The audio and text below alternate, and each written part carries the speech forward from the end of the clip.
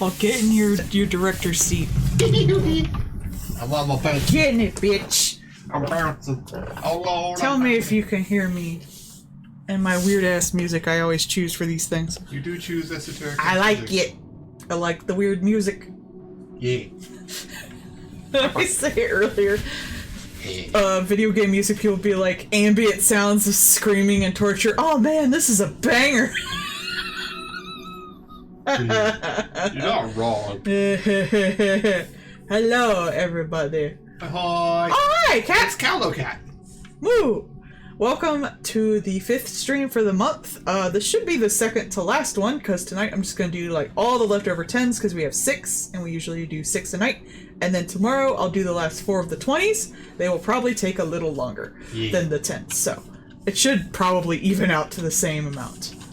So we are going to start with Red Ace, and work from there.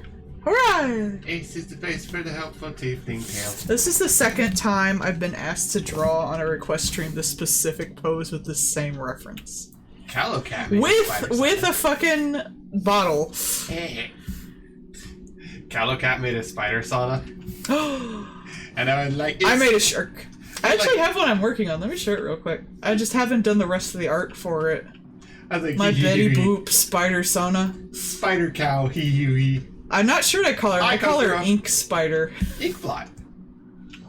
Ah, that's so spot though. I'd like to think that her hammer space is in her cleavage. As you do. As you do. I was gonna have the pig being back there and being like, hello, nurse, and then she's got him tied up like a pig roast, and he's like, you know, you're right, that was inappropriate in the workplace, and I was wrong. It's like, glad. Are you gonna let me down? No. Spider-Ham's just like, you know, this is not the first time this has happened. It's like, I love a woman who can cook. Spider cow. I was worried about her looking too much like Betty Boop, and after a bit I was like, fuck it. Yeah. Everyone liked my shark. No one's gonna like this one because it's not a shark. I don't know, Spider Blahaj did pretty well. I love Spider Blahaj. I mean, it was a shark. Everybody loves sharks. It's true. Shark. Sharks are pretty great. I did not expect that to fucking blow up the way it did. It didn't even blow up like as much as some of my other stuff, like the Peach or the Bowiji one. Mm-hmm. Spider Blahaj. I figure he would shoot stuff from his mouth and he would like hang in nets and stuff while he's on land because he doesn't want to dry out. And his stuff is moist. I'm still fucking laughing at how long it took people to realize the Uncle Ben. The Uncle Ben! I thought that was funny. That was fucking fun. I thought it was funny people didn't notice. For who it was. I think it might have been, I don't even remember. They were like, what's his canon event? And I was like, it's right there. The Uncle Ben's tuna. The what? The Uncle Ben's dolphin safe tuna. It just says it's dolphin safe. It's not shark safe. I just like that they're like, I don't like this anymore.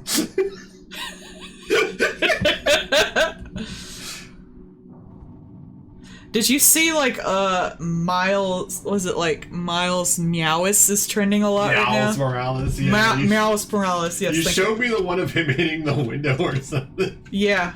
It's like, I don't know what started this meme, but it is hilarious. I think it's canon. Like, I think it was in a comic or something. I'm not even sure. I don't care. It's awesome. Apparently, they put out like a little, like Miles short kind of thing. Maybe that's it. So like, it was like Miles anxiety kind of thing. Because they were just like, was it animated? I'll have to check it out. Yeah, it was apparently just like a little short that they just put out as like a side thing. Because they're like, we want to let people have all kinds of voices, so we just let people do little shorts. And then, like, give them support for it. And I'm like, oh, well, that's neat. All these animated people are just like, hey, what if we let other animators also get work and notifications and notice? Oh no, what's gonna be in her other hand? Well, she's got the bottle in one hand. I was about to say, she's got, like, the Poggers one. She's got like the shaker cup in one hand and like just alcohol into her fucking mouth. She's got like the shaker in one hand and like the canister of powder in the other. to just like suck down the water and then snort the powder, I guess. Ew! Oh god, ugh. Some people that are really into working out will straight up just pour the powder into their mouth and then chug water because they're suicidal. Oh my god, I have trouble even like when I drink the powders and stuff. I have to usually add some kind of fruit juice or something thicker to it. I should do it with milk tea. Oh yeah. Yeah. But, cause I can just not stand how fucking grainy it is just straight the fuck up. I can't imagine just eating the grains. Yeah, some do. Especially with pre-workout, which is just like, just rip a line of Coke. Just quit being a baby and do Coke at that point. Like, I don't even know what the hell they're even thinking about. These people are so concerned about getting as buff as possible. There was one guy who was one of those, long distance runners, like marathon runner kind of things. That guy was super into beets, like the vegetable. Oh man, he must have never had a brown poop the rest of his life. But like, cause it really, just red poop everywhere. Cause it supports blood flow and stuff like that. It's really good for helping oxygenate your blood and blah blah blah. But like, we had this stuff that was just like, it called, like, even the thing was labeled as sweet dirt. I waved with my other hand. Hey. Y'all can't see my other hand. There. But it's like, it's literally like the container says sweet dirt. Ew. And it is aptly named. Oh, there was actually, there were people who were selling dirt. There was a dirt MLM. But continue your story. I'll tell you about that afterwards. Oh, but it's like, and that was the one thing he kept asking about until finally I was like, look, I've got some of these like runner people that are coming in asking for this stuff that's basically just like pureed, dehydrated beets. Can we get that in? And they were like, yeah, sure. And then we got it in, and they were like, ah! And then like a bunch of other runner people came in to get this stuff that looks like you just took a blood bag and dried it out. Just eat the blood. Just, like, it looks like you should just chew it. Like, I don't even know if it would help putting it in water. It's just like, bruh. Okay, the dirt MLM. Yeah, so on to better things. For people who don't know, MLMs are basically pyramid schemes. Avon and the like. Multi-level marketing. Yeah. There was one that basically sold soil. Straight the fuck up. It was like Life Dirt or some shit. I forget the actual name. Oh, they sold you dirt. Yeah, they sold you dirt. Oh. Yeah, just dirt. I thought just they were dirt. just like trying to pitch dirt to people. No, you sold dirt. You like got other people to also sell dirt. Yeah, this isn't even the worst part. Old McDonald scammed a farm. Like this isn't even the worst part. I haven't even got to it yet.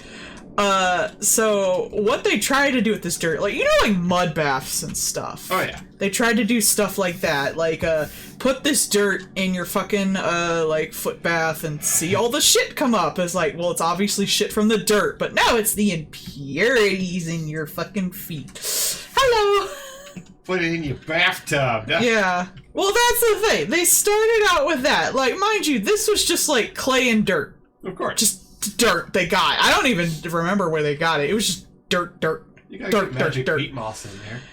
Eventually, people were putting it in their mouths. You do not put dirt in your mouth. I don't like the way this looks. Hang on. I'm gonna change it up, the face a bit. I'm gonna take this out the way. I'm gonna change the face. But, take that powder to the head. thing is, this dirt from the ground had shit like heavy metals and arsenic in it. Yeah, it's probably just topsoil. It was just fucking dirt. And you don't eat dirt! Don't drink the dirt.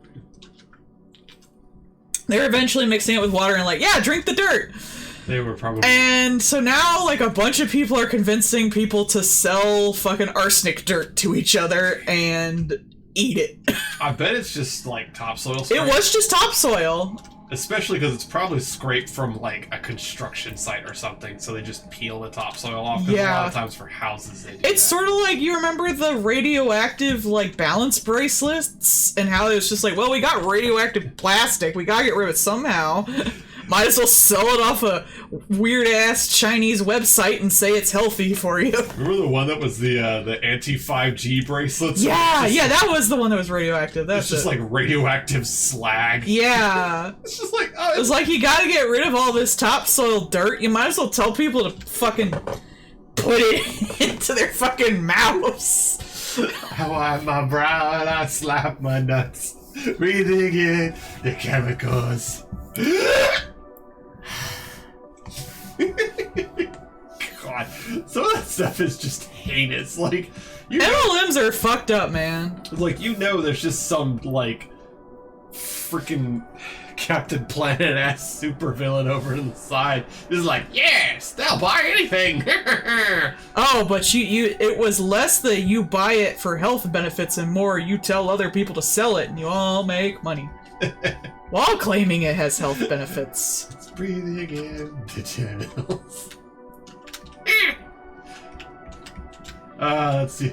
Yet another one of those songs. I only know the Weird Al version. There are words in this song. What they say, I don't know.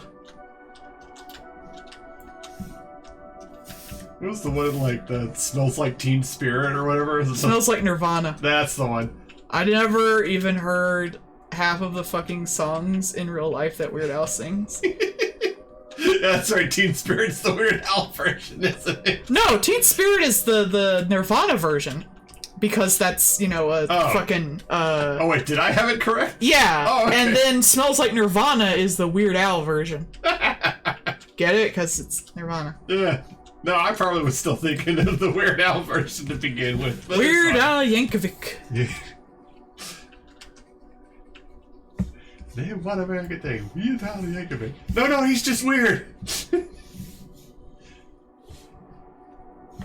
I'm just not a big music person, and I think Weird Al's funny, so I don't know the songs that he gets his songs from. We were in the fucking, eye doctors recently. And now, like, the shit that that people listened to when we were teenagers, all the weird, garage band, punk, emo crap is just, like, normal music now. I guess it's not offensive or anything anymore, like they all claimed when I was fucking younger. Yeah. And one of the songs that was sung on the Angry White Boy Polka, that was the first time I had heard it in real life. It was like 2023, the eye doctor's office. Did you tell them about the dress you wore at the eye doctor's office? I wore my eyeball dress to the eye doctor's office. The stupid lady trying to sell us crap said didn't like it. But the actual eye doctor was like fucking sweet. Rolled up like Miss Frizzle with an eyeball dress. Oh, the fuck yes. Where else am I gonna wear my eyeball dress? Like, come on. My dad didn't like that either. Old people don't like my clothes. Fuck them. I'm old. They should shut the fuck up. Yeah. Just because I want to dress like Miss Frizzle. Well, who wouldn't want to dress like Miss Frizzle? Exactly. It was eye-catching. It caught their eye immediately. My dad was not convinced someone sold that. He was convinced I made it. Fuck him. Put down a glue trap for a beholder. It's eye-catching. Boo. Boo. Boo, cream and sugar, boo. I mean, she's almost killed a lot of children. She also made them spawn, like, salmon, so... like, they were a bunch of fucking eggs and they got nutted on by a salmon. And then grew into weird little... fish abominations. Little fish abominations. It was very weird. That episode fucked me up a little bit. What was the redheaded curly guy? Arnold. Arnold. I honestly think... And he did that to his own ass. I honestly think there's more than one Arnold. I think that she just replaces Arnold like every Bro, other at episode. the end of the episode, they always do, like, the people call in, and one person literally was like, if he took off his helmet on Pluto, he'd be fucking dead. Yeah. But not in those words.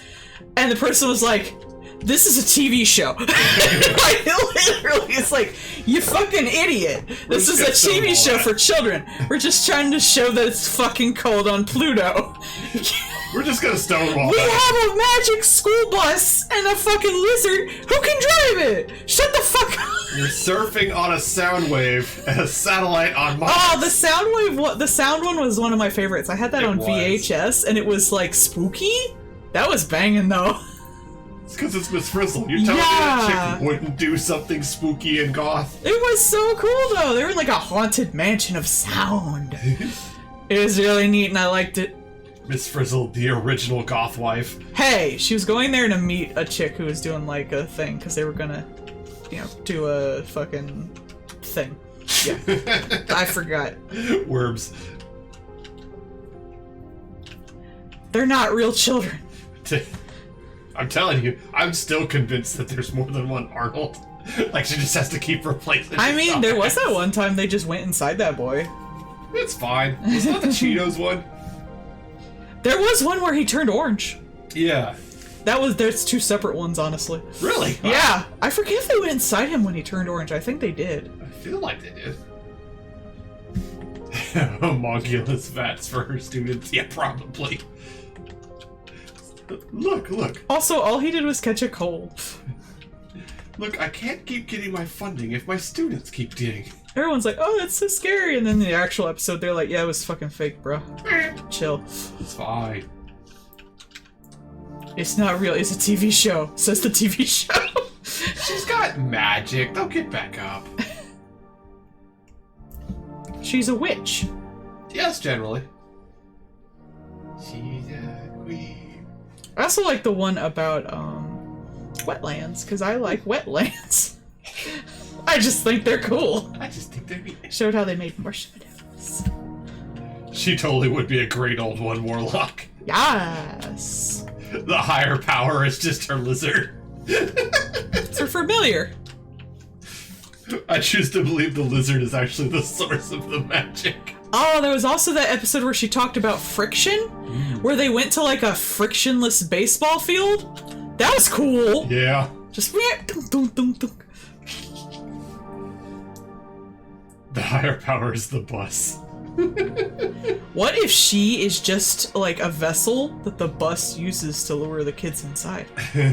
She's just like a meat puppet for the bus to communicate with people. Yes. What if it's her husband? It feeds off their delight. Apparently in the new season that fucking sucked because it wasn't done by PBS with actual money anymore, it was her like cousin or something that took over. It's a little Because they fucking gutted PBS a few years back. Yeah, well, America. Meat Canyon variant? No. Meat Canyon sounds like a thing that would get TOS'd on Twitch. Just gotta say Show it. you my meat canyon.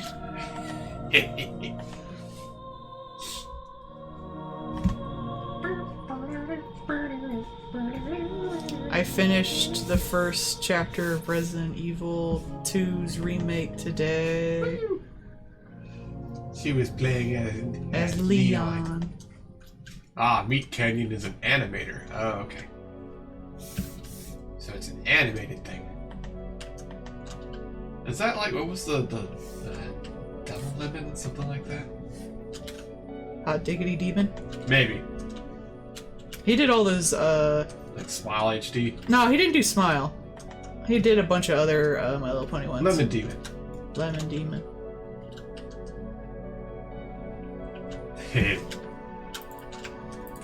I mean, if you list it as not for children, it doesn't matter. YouTube doesn't freaking care. It So really stupid. doesn't. It's actually super annoying. It's like, this is not listed for children. I want to watch my long-form video essays about horrible things that have happened in history without them having to say, like... In Roblox. Yeah.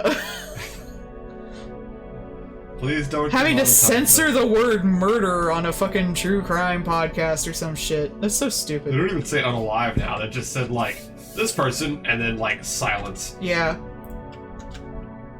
Like, God forbid I want to learn something. It's like, this is not for children. Why the hell does it matter? It reminds me, I have this one podcast I listen to sometimes whenever they fucking update. Yeah. It's called Medical Murders. It's about, like, physicians who have killed people and stuff. And before every episode on a podcast called Medical Murders, they go like, this podcast has murder and poisoning and poor ethics in it, so viewer discretion for those below 13 is advised. It's like, it's called Medical Murders! Like, especially galling. Like, I understand you gotta say that, but like, come on, bro. It's like, it's especially galling with YouTube, because like, you have YouTube Kids. Yeah. Like, if that's the Which is full of worse shit anyway. Yeah. What was it, Spider-Man and Elsa? Was that was the big one for a Oh while? god, I hate to think what's gonna happen after the Spider-Verse with that shit. I actually had some little kids in today that was just like, there's not enough Spider-Gwen stuff. There isn't! I want more! I was like, you're objectively correct. I love her! It's really weird that, like, the only fancy, expensive, like, action figure that we got was the Cyborg Spider-Woman. Which... I really want a cute plushie of her. Right. What I really want is, they have these really nice figures that are called, like, movie something. I forget what it is. Mm-hmm. Like, movie edition or something. But it's a really nice, series of figures. I showed you the Miles one, where they make full cloth clothing for them. And for the spider figures, that covers up all their joints. Because it's all inside their little jumpsuits. Yeah. So you get, like, a figure that, aside from, like, the neck joint, looks like 1-to-1. It looks great. And during the Spider-Verse, they showed Miles was up for sale. He looks great. They showed Miguel was up for sale. He did not have a physical, like, sewn outfit, which makes sense because he doesn't have one in the thing. But his stuff did apparently, like, I think glow in the dark and also react to black light. So that's pretty neat. But then, when you look at their two things, they show in the background a fully, like, fabric-clothed Spider-Gwen. And I'm like, oh, fuck. When they gonna announce that? They have not announced that. All they did was re-release the one that doesn't have the full clothing that also comes with Spider-Ham. And it kind of pisses me off because I think they had, like, a work in progress for that and just decided that fuck Spider-Gwen, I guess. Yeah, and like a lot. Because I would have seen some kind of announcement by now. You would think. But, like, Spider-Gwen was really popular. She's like the main characters of that movie are Gwen and Miles. So, like, they have just as much, like, plot importance and screen time. Yeah. And they're just kind of, like, fucking my poor girl over. It's making me mad. It's like She-Ra all over again. Yeah. How, like, She-Ra had, what, like, 3 or 4 seasons? And I only saw one doll that was, like, one of those larger for tiny baby girls, like the American Girl-sized ones, but maybe half of that with the, like, hair play. Not an action figure. And then, before even the new He-Man came out on Netflix, there were figures out. Yup. I was so fucking pissed about that. And apparently there were some, like, prototypes for figures for She-Ra, but that never got released. They're still making even more master. I know, like yeah. He-Man ones. I'm just like, They just keep putting out He-Man, and you just get no She-Ra. I like She-Ra. I would have totally, like, put up the money for a nice Entrapta doll. Man. I love her. She's great. Flexible hair. Why does everybody like Entrapta? It's the autism. Yeah, she's cool. I like her. It sees itself in the other. Which is really cool. But, like, yeah, it's just fucked up. Like, jank.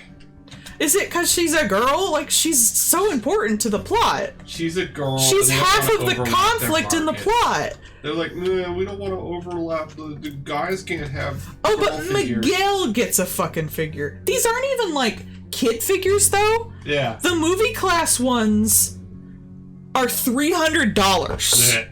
Which is why I probably would not get it, even if it exists, because I'm not going to spend $300 on a damn figure. But that's not for children. Yeah, no. No child is going to spend $300 on a figure. I hope. But, like, surely at least, like, the dudes would prefer a Gwen to nut on, if nothing else. Gross. But probably true. I mean, I'm sure the girls want it for Miguel to nut on, like, he's just very attractive. Yeah. But you know what? What we're gonna get? We're gonna get a Lego spider figure. I mean, they do have Lego Spider-Gwen. No, I mean like the little Spider-Man Lego from the movie. Oh my god, so cute. I think they do sell that. It's just the regular Spider-Man Lego. I saw it on the comes with a website. little bracelet. They had the Daily Bugle. That's like cute. in the shot. It was the same one that was in the movie. Yeah. We did get the upset now, the one with the balloons on the whole house. If that was less expensive, I'd totally get it for my sister. Yeah, it's really cute. I'd also worry she's got so many pets there, they might eat the Legos. I do not want them to eat the Legos. Make Lego out of candy. But it's like, how important to the goddamn plot does a woman have to be before she gets a damn figure? Even her, like, normal figure, which is still, despite the fact that it's not clothed, is $300 because it comes with Spider-Ham. Mm-hmm. Which is not fucking fair. She doesn't even get a figure to herself. And she's half the cast. She's half the main cast. Illegal.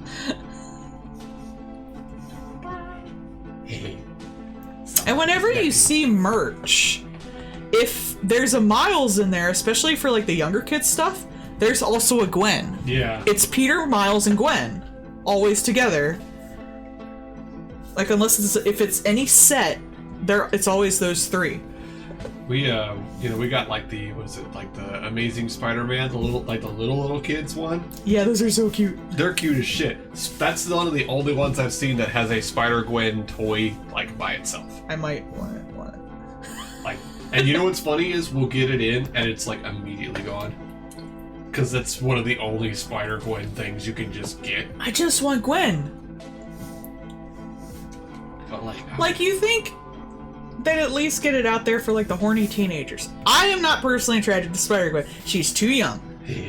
There are plenty of older, hotter women in that fucking series and hotter, older men. Doc Ock. But she is like one of my favorite characters and I want a figure of her. There was a mom with a little kid. And they were over there looking at like the Mario stuff, right? They were looking for little Mario things. And the mom's like, hey, how about this one? It's Ludwig. And the little kid goes, yo, they got the Ludwig. And the mom's like, oh, well, I guess I was saying it wrong, but do you want that one? Ludwig. This little kid was losing his shit and he goes running off with this little Ludwig. He was so happy. Me like, at a con when I find something I actually like. It was so freaking cute. I was dying. Me, oh, I sure do love anime. Do you want to buy any of our stuff? No, I hate all the anime that actually gets merch. Hey. Except Spy X Family. I did like that. Now I have quite a bit of it, and I don't think I need any more. I have an Anya figure, and I have a Yor figure sitting on the edge of my computer. Like, unless I put up for a matching Lloyd, I'm probably not going to get any more figures. It is! It's really good. Like, everyone's got pissy at it. For some reason. Like, what's like, there to be pissy about?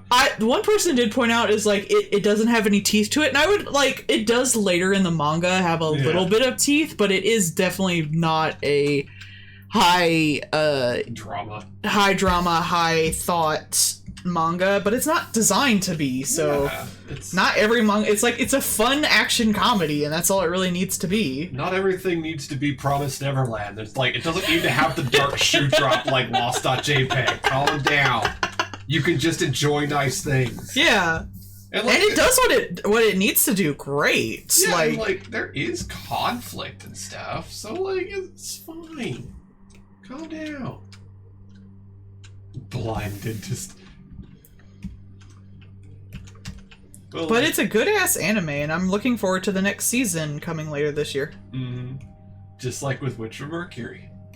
That one's got some teeth to it, honestly. That's got some war crimes to it, bro.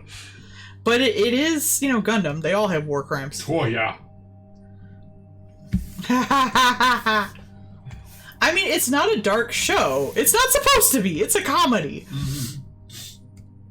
They work some dark stuff in the later issues of the manga. Like, there is fucking war, but it's not necessarily supposed to be about that. Yeah. It's really secondary. There's that hot-ass section where, like, the chief, like, talked about that guy, to that guy that he had, like, all tied up, while she slowly loaded her gun and talked about the horrors of war to him. So I was like, oh my god. Wife was yes, flustered. please?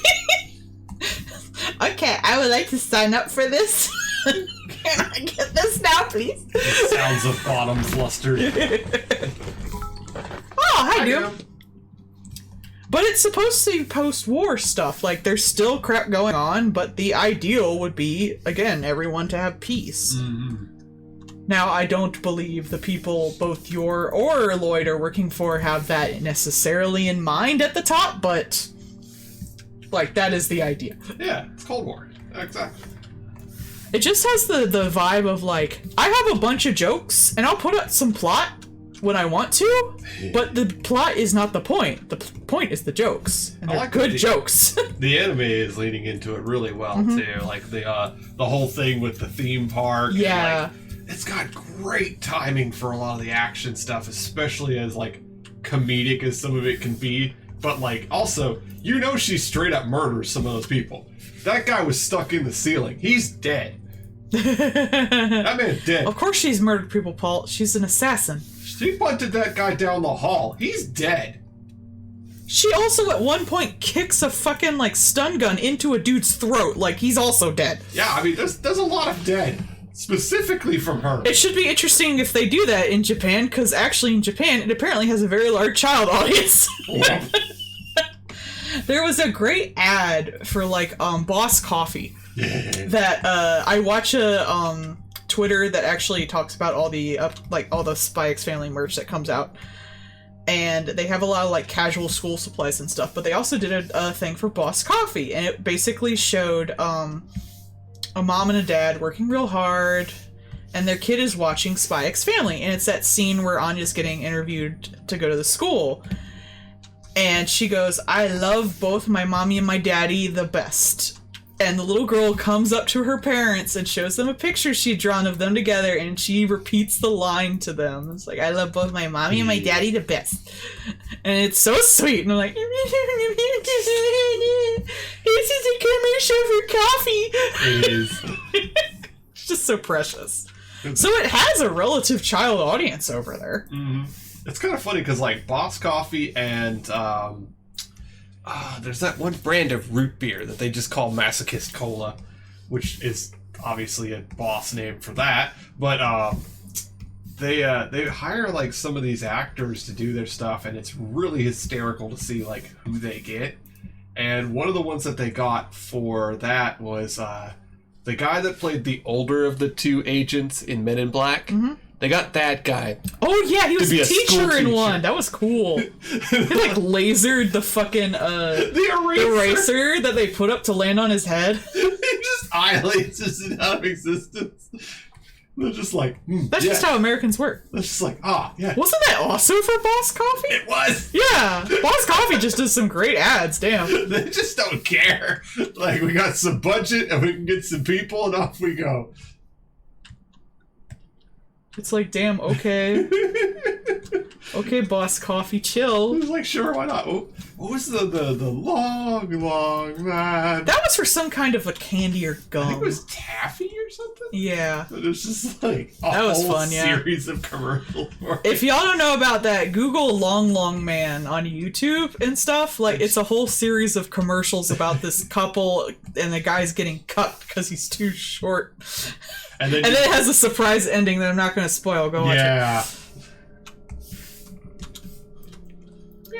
My favorite one in that is, though, when her friend compares, like, the pack of the candy and then the actual, like, 2 long pieces. She's like, it's the same amount of candy. One is just easier to fit in your mouth. And I was like, yeah, go off, Short Kings. They're just easier to fit in our mouths.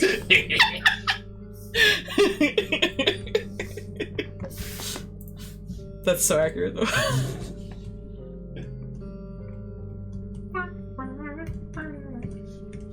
That's a great-ass fucking series commercial. We should rewatch that. We should. I need to do some Thin Man jokes about that shit, man.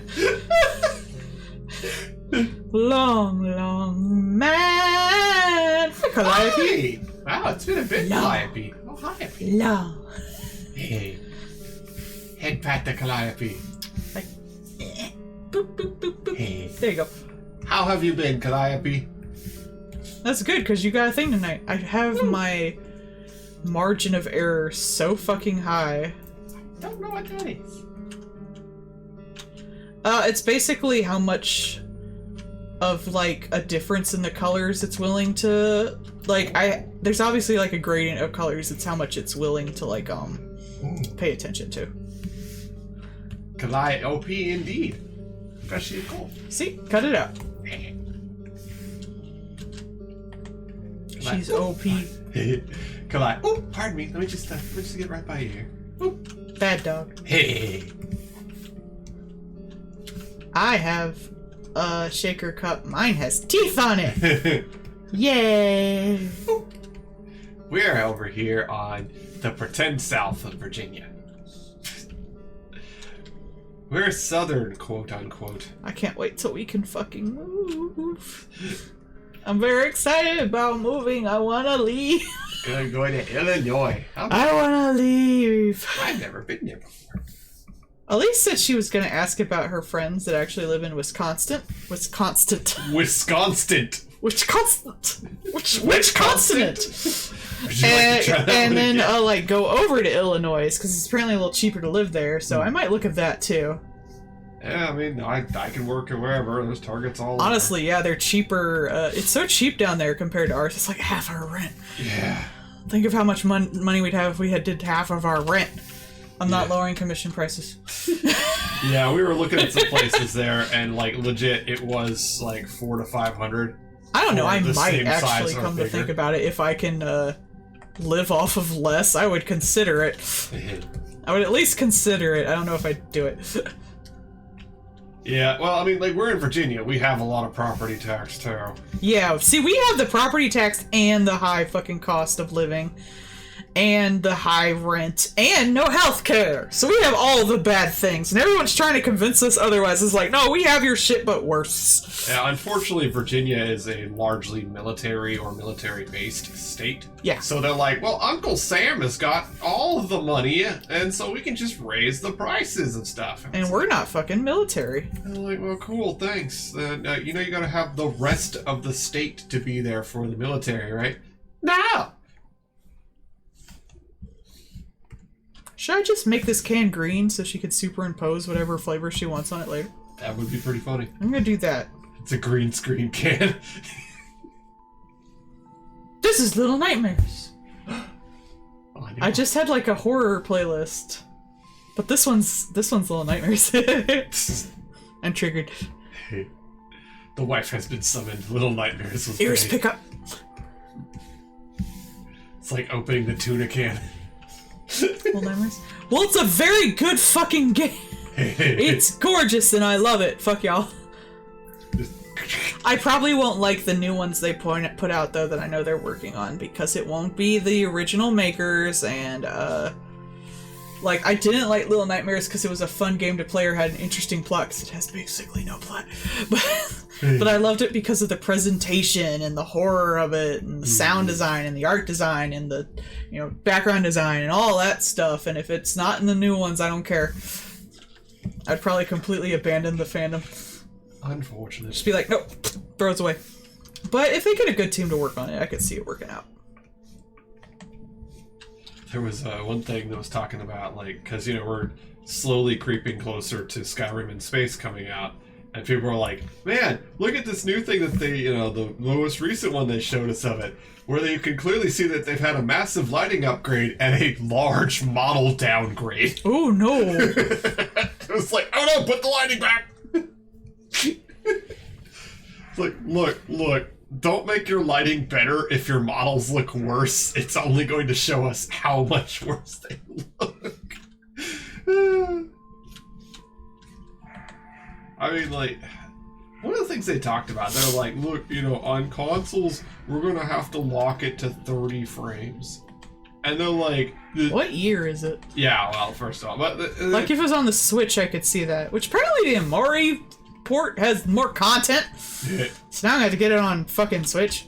But, like, they tried to justify it as, like, look, just like in Skyrim, you can stack 20 cheese wheels in a room. And it's like...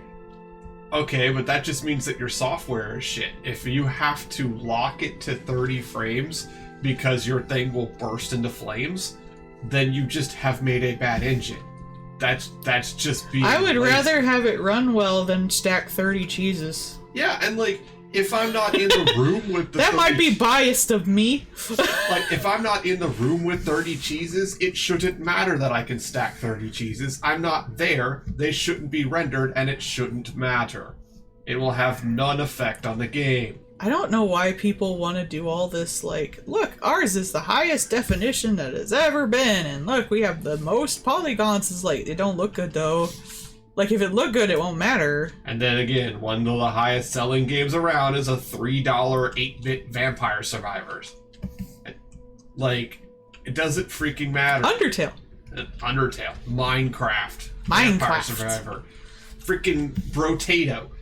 One of the biggest best-selling things around is Final Fantasy XIV. It's almost 10 years old.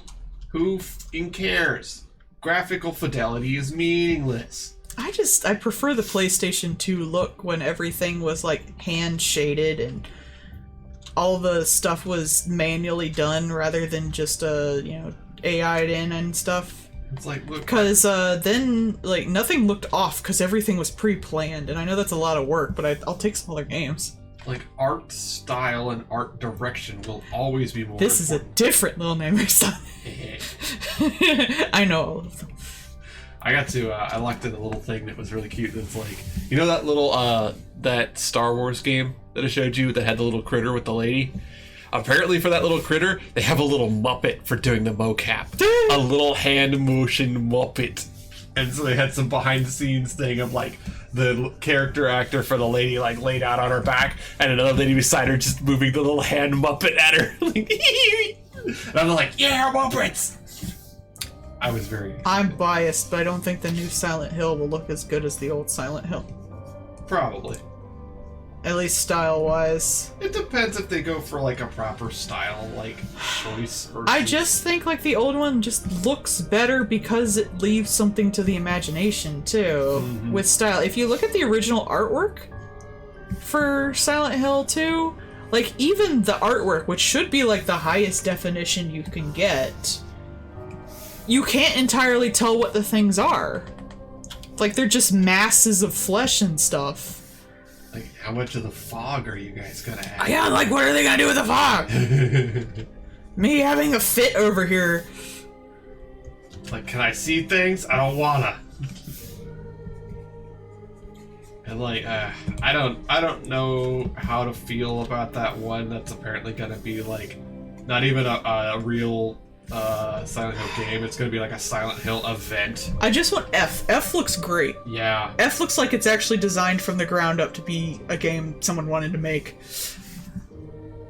You know, like PT. Oh my god, we don't talk about PT. I'll make the scrunch face and I'll still progressively scrunch. I'm still so mad about that and I'll never not be mad. It's like, you guys know that like you make money by do thing, right? I'm making a scrunch face. You're making a scrunch face. But I'm still mad about it. That's fair. You'll be mad about it. I don't want to be mad about it. I want my fucking Kojima, Del Toro, Junji Ito Silent Hill game!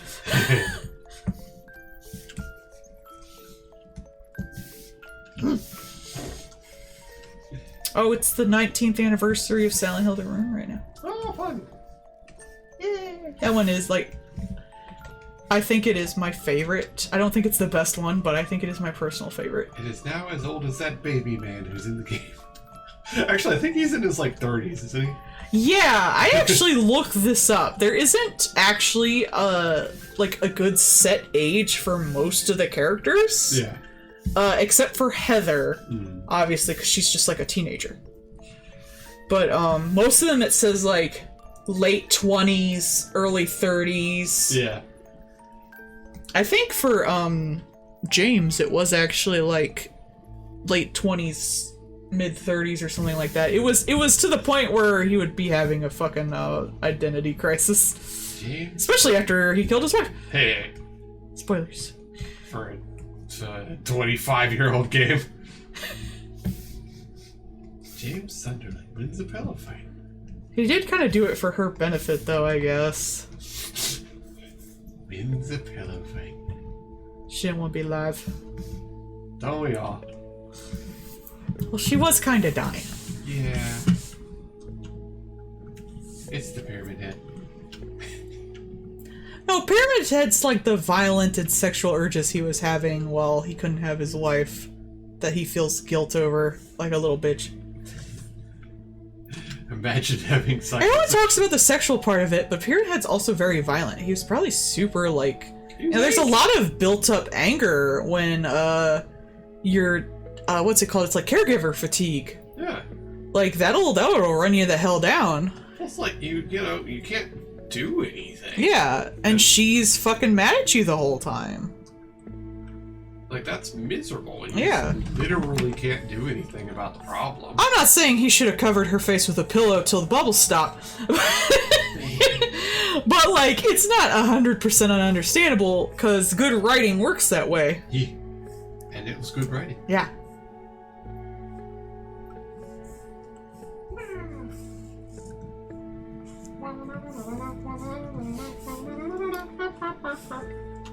Alright, second one. Woo!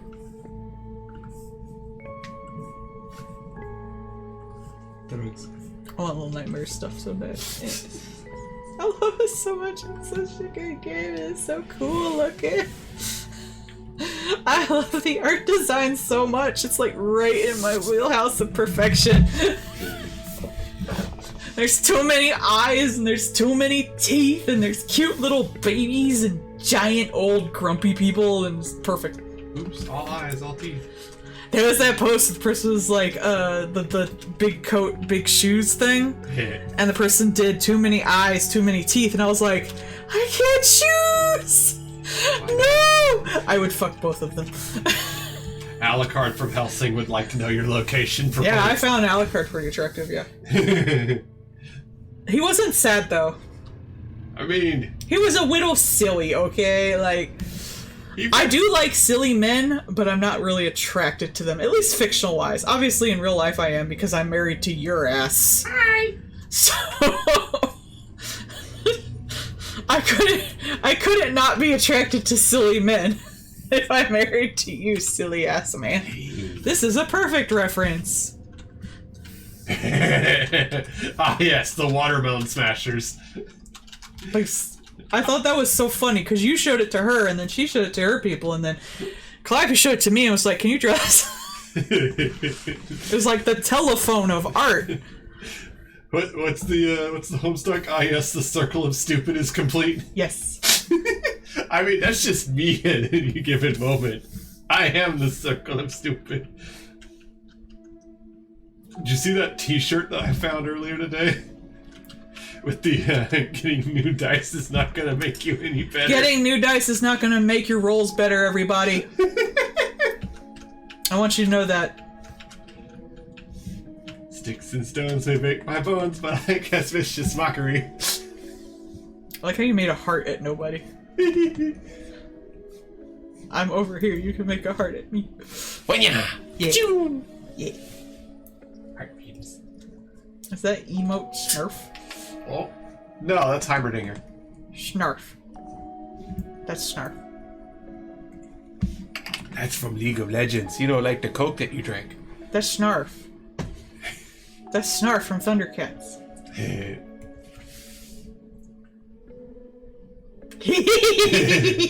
Yes! And the ones with too many eyes? Bottom. Can you spot the horny in this drawing? It's me!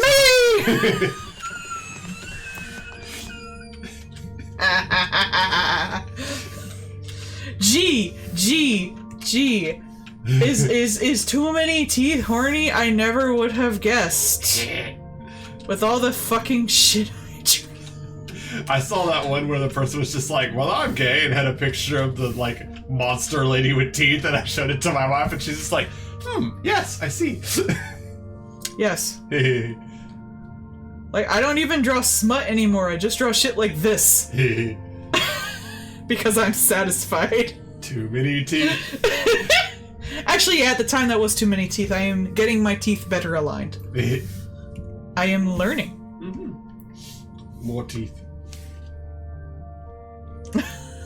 Are you doing okay? Everyone's doing so horrible financially right now. Yeah, well. I gotta contact Minty and two, see if she's okay. Yeah. I was considering maybe just sending her some of my mom's money that we got, just because she's been supporting us all these years. I feel like she needs it. I think, well, she said she's like, her roomie was getting another job forcibly, so she should be doing better. I feel like she's been she was literally my first patron. Hello, Kitty. So I feel like if she was in a bad place, I'd want to send her money if I could, and I kind of can right now. But it's also half your money, so. It's totally. Because you're my hubby. Drunk. I have a teeny tiny can. You do. You want me to get you another teeny tiny can of XP? Yeah. No. Yeah, I'm waiting for that too.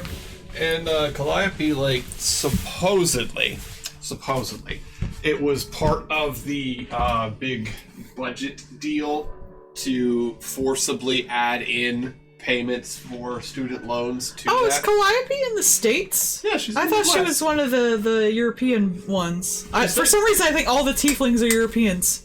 I did too, but she said Midwest earlier. There you go. Well, yeah, I'm dealing with that too. Oh, she's in Wisconsin. Wisconsin. You like cheese? Wait, no, cheese is how we summon that cat lady. Where's Wisconsin? It's the cheese place. It's in the Midwest. Okay. Where are we moving? Illinois. Yeah, where's that? Near Wisconsin. West. Is that next to it? I think so. We could go visit. Is she a tiefling or is she just European? I know, right? It's right below Wisconsin. Man, we're gonna be near her. We're gonna be near Doom. We should all go to a con together sometime. That'd be fun. But now I'm being like I'm supporting parasocial relationships. I really shouldn't do that. 2 hours from the board. But just casual ways. Just casual. If like we're all going to a con, we could probably meet up and have McDonald's or some useless crap. All I know is one of the cat people is someone with cheese, and I don't know about the other one. You know how, like, in a lot of games you have, like, an item to summon a certain creature? The cat one is just a slice of cheese. What's mine? Crab snacks. Crab snacks, yeah. Maybe a figure. Model kits. Oh yeah, definitely. A non-Gundam model kit. We meet at a con, I just have my arm filled with model kits. Oh! It's you! You just see like a rando with a bunch of model kits. Are you Melle-d? No, I'm just holding one huge one. No, we have a rule. We have a rule. We don't spend over $100 on any one item. And we can only get, like, we have to talk to each other if it's over 60. Yeah. Because that's a video game price. And we can only get, like, one big item a year. Ah, it can. Is that like, is that similar size to Otakon? Like, this is good. We need more cons, because we've been going to the same con over here for all our lives. Yeah, because we've gone to NecoCon over here, and I've gone to Otakon. Like, I've gone to Anime Mid-Atlantic, that's about it. Yeah. And it sucks now. Yeah, because it's at that hotel now, and that place is ass. Fucking sucks. But we are experienced con goers. I'll just recruit all y'all to run my booth. Okay, booth for y'all runs off, buy some model kits. Like a few thousand. Okay, so it's like NecoCon size. Oh, that's good. We've literally been going to the same con for like a decade. Yeah. It's just a nice local con. We only go to like one a year. And then we buy a bunch of food. Yeah, it's like probably like 10,000 people or so. Otakon is a whole college campus showing up for a weekend. Scary. Otakon is like the size of Greenbrier Mall.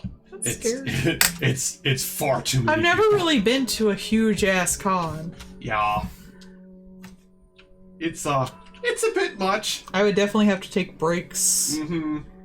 I did. She only has one sparkly eye. When you see the butt. What's that one anime you hate with all the green in the eyes? No, the one anime I fucking hate this season that I cannot stand to look at the art for is the one where she has those stars in her eyes. Yeah, that's the one. And then, like, she has twins, and they each get one, and it looks worse. And it makes me so upset just looking at that shit. I'm like, that's so ugly. It looks like a bad, like, you know the people who get the VTubers that are just, like, a basic set, like a Picru thing, and you just put the stuff together, and they have no actual taste. Wow. That's what it looks like to me. That was a long dunk, damn. That's what it looks like, though. That was a whole... I'm sure the writing is great, but it seems like it's got some birthing fetish in it, and I don't want to. That's a whole grocery list of dunks. That's exactly what it looks like to me, and I just don't... It is like my pet peeve design-wise, and it just looks horrible to me, and I can't stand it. It's like me. And the rest of the colors are really bad, too. They're like all purple and yellow. I'm sorry, I'm bitchy. What was that one that I hate that has the textures that move when the characters don't? The Count of Monte Cristo? That's the one. Though Sayonara Zetsubo Sensei does that too. I actually really like that effect. I do not. It's upsetting. There is no movement. Why is there movement? But you know what looks worse? Beavis and Butthead. You're still mad at Kokoro for that? Well, it came up again because I was listening to Pan Pizza about the, what's the Spanish word for cousins? Sure, now that you've asked me, yeah, but there's a show that's had some controversy because they used the wrong term for it. Oh, the Oye Primo thing. Yeah, that one. Yeah. And he was talking about that, and he kept using clips from Beavis and Butthead, and now it's in my head again. Well, also, one of the little girls is named Pussy, so, like... Yeah! I did see that. Why does everybody keep getting mad? Maybe it's because you don't have Latin American people working on your Latin American team. Actually, they do. Like, the thing is, they're not Latin American. They're American Latinos? Yeah. They're LA Latinos. Okay, fair. And Pan Pizza was pointing out the fact that, like, he is also fair the same thing. He grew up in, like, LA and stuff like that, and there is a weird chunk there where, like, you're not entirely, you know, white, and you're not entirely Latino, and you don't entirely speak the language, but you know certain words enough to other you, and that's a weird spot to be in. Yeah, and the dialect changes, too. And the dialect changes a lot, yeah, that's another one. Chorus and Butt said. I hate it. Again, if you want Beavis and Butthead art, extra $10. I'm not backing up on that. That was so funny. It physically hurt me to draw it. I hate it.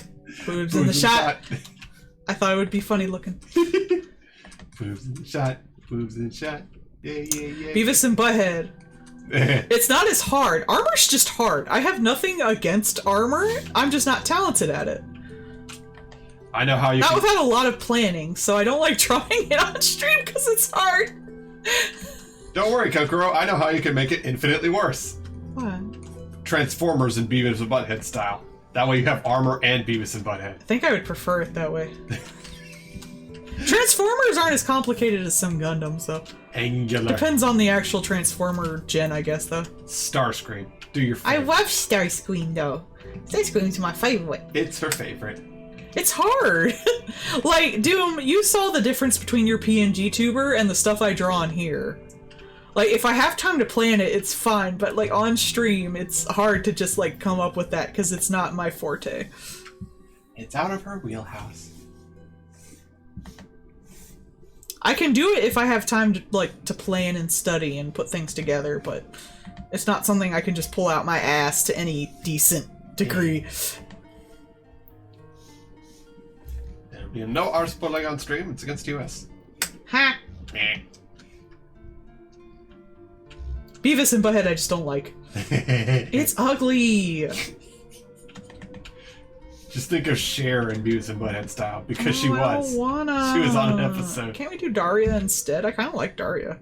Thick lines. I told you about that one. Like, I saw a person at work that looked like Daria was their entire personality. Like, I was like, damn, Lenny, what the shit? Is that even a thing anymore? It wasn't even like resting bitch face. It was like resting bitch existence. I'm like, damn. We need there. I don't want there. There's probably a few other things I would be pretty bad at drawing, like on the spot too. Some animals. Furry. Yeah, furries. I'm not that great at snoots. Snoots. And I know the furries are all, you know, super anal about snoots. Snoots are important. Gonna get very particular about that snoot. So picky. Monster fuckers aren't this picky. Meanwhile, I'm a puppet.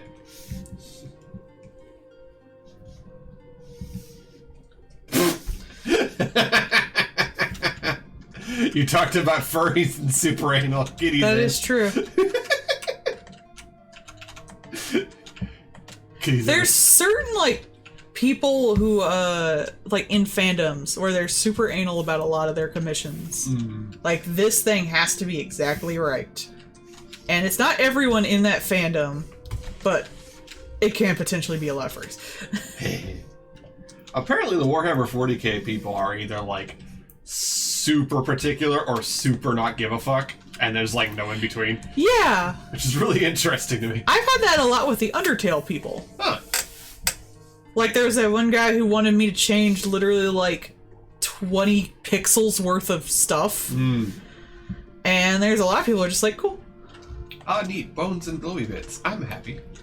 Well, I was well known for my glowy bits. You were very good with your glowy I'm bits. very good at my jelly bodies. Hey. I should draw more slimes. You should. Design slime ladies for the D&D people. They'll be happy. I've been wanting to do that forever. Just design a bunch of slimes based off of like those old stimming videos. Boy. But I've never really had the time to sit down and do it. Right now I'm trying to finish that yokai woman I'm doing with the eyes, and I need to work on my damn my fucking VTuber. Yeah. Which since we'll probably finish all of the requests tomorrow, I'll probably put that for the next 2 streams. Where did I put the horns?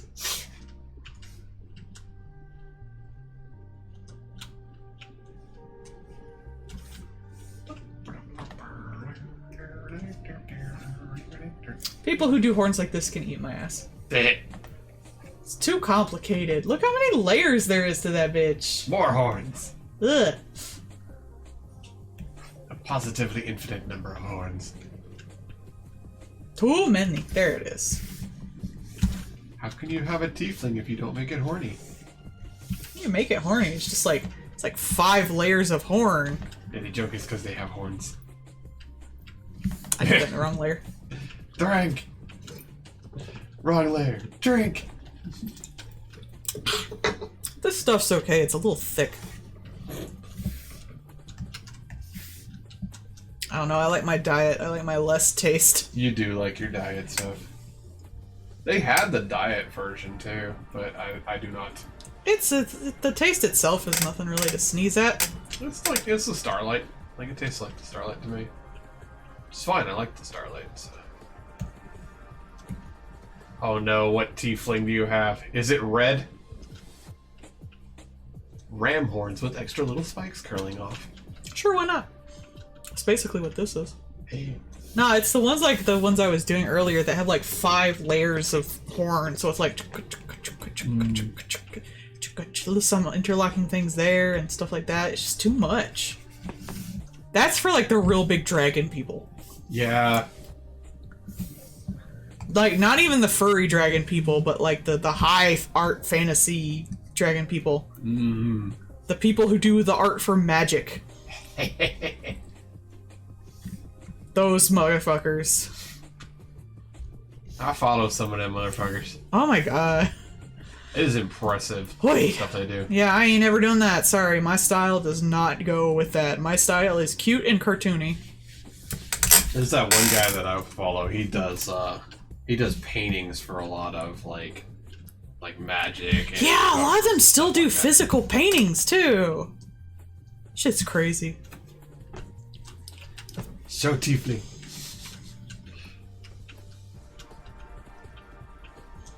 If like the horns got to a certain level of detail, I'm simplifying them. Yeah. It's just in my style, which is so simple with such big lines, having that much complexity is just gonna look dirty.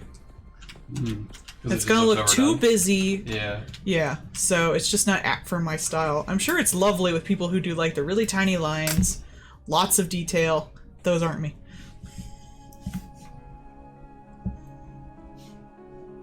I like big fat lines. And my silly little cartoons. I sound so offensive when I say that. That's just the way my style works. Okay, Discord, would you like to function for 30 fucking seconds? Here. Nah. Giratina horns. No, I like those. Yeah. Those are simple. They don't have the layers. I like those. There it goes. Goddamn. Yeah, it'd be easier than the ones I got now. Yeah. Yeah. I like the sword surfboard. I've drawn weirder horns. I actually kind of dig those. They work well with the hair. Yeah, that's another purple one too. It's not red.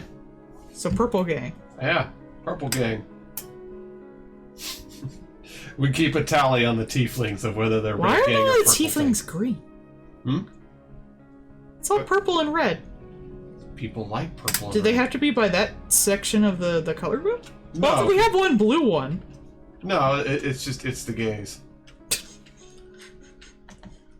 It is purely the gays designing the tieflings, so there's gonna be a lot. Well, of yeah, reds like involved. all the trans and gays play D&D, obviously. Ah, one for the blue gang. Blue That's gang. 2 blue gangs now. But no one's like lambent green. I want a radioactive one. I mean, I would do green. I'm hot pink. Why do you have any hot pink ones? Hot pink tiefling. I feel like y'all just be a racist to me, this squid. Walk up in the club like, hello, I'm a flashbang. Yeah. Why not? This is our rogue. It's not high fantasy melody. I don't know. This is our rogue, fucking hot pink ass. I guess you can't be hot pink in high fantasy, can you? I mean, I was though. you could if you're not a coward. When I played, I had a hot pink half cut. I ain't gonna not be hot pink. And I had a hot pink beard because I cut the half off of you. There's gonna be a thing called Dungeons and Drag Queens, like a stream for that. I might actually watch that because none of them know how to play it. Honestly, that seems funnier to me. All these D&D babies that are just trying their best. Also, there's an orc named Princess who's like this huge beefy woman as for one of their characters, and I love that. Yeah. I don't know. I just saw an ad for it. I thought it was cute. I believe so, Kokoro. I know nothing, but it looks like fun. It sounds cute as shit. Wouldn't it be more fun to have more people who don't know how to do it? Like, I think that would also be better for like people just learning about this stuff too, who might want to join D&D. Mm-hmm. D&D is so bad at getting new people to come into its shit. Yeah, onboarding is like that's one. You thing like need someone else to teach you how to do everything. That's one thing I appreciate with Roll D20, like making it easier to just do stuff. Like I really don't care about the background math of me firing an arrow at someone's face. I'm gay. I can't do math. Like I really could care less about that. I want to just have fun and do the silly times with my friends. Whenever y'all ask me what a commission price is, I am pulling up my calculator on my computer, and I am pulling up a discount calculator online to figure it out, okay? I am not doing math. Not in my head. I'm too stupid. Look, we're gay, we have the math dice for this. Or the website. Which honestly, like, if they hadn't just repeatedly shot themselves in the face, like, that could have been one D&D, like, that would have been the way to do it. Just be like, yeah, here, we can have a simplified thing. You can put in what kind of character you want to do. It would really help with onboarding new players. And instead, they're like, but what if we make it a microtransaction vessel?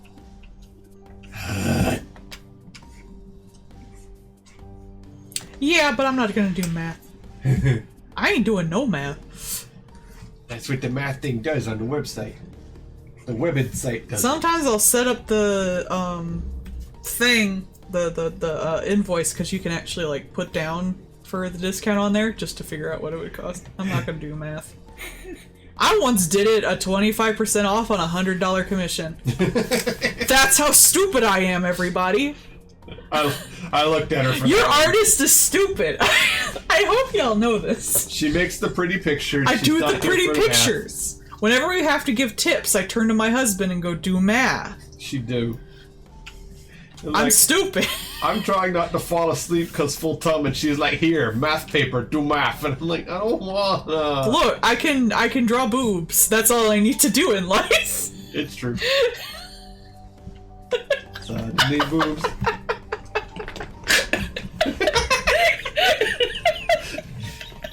Sorry, the artist just died for a minute. Give her a sec. She'll be I'm back. dyslexic. I also can't spell. There's a lot of things I'm bad at. It's the game. It's the autism thing, yeah. Is it the gay? Is it the autism? Is it the dyslexia? Who knows?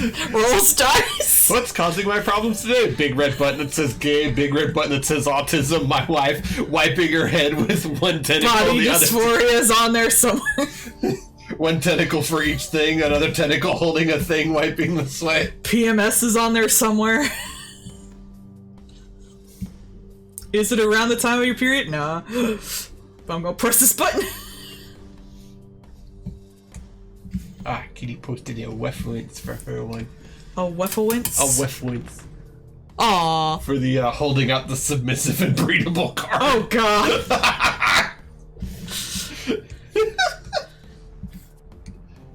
I'm bratty and infertile. Y'all won't get me! Runs away. No pregnancy, only breed. How much overlap do you think is in like the furry meme community with the D&D meme community? A lot. There's gotta be a lot. A lot. Some of them are the same people. Depends That's on if it's a true. dragon. It's all the dragon fuckers. One way or another. Summoning Melissa. Oh, we're at 298 followers. Yay! We only need 2 more. Yay. Yes. Maybe we should do another one of those streams where we look at horrible Comic book covers and Yay. pin-up novels and dime store novels. Ah, those are Men so magazine. fun. Yes. I love the Men magazine. I used that for a reference for a piece recently. It's because It's some of them great. are really good. I still had a lot of fun showing you those stupid model kits for men, those little goat guns. Oh yeah, they have these little guns that you can build.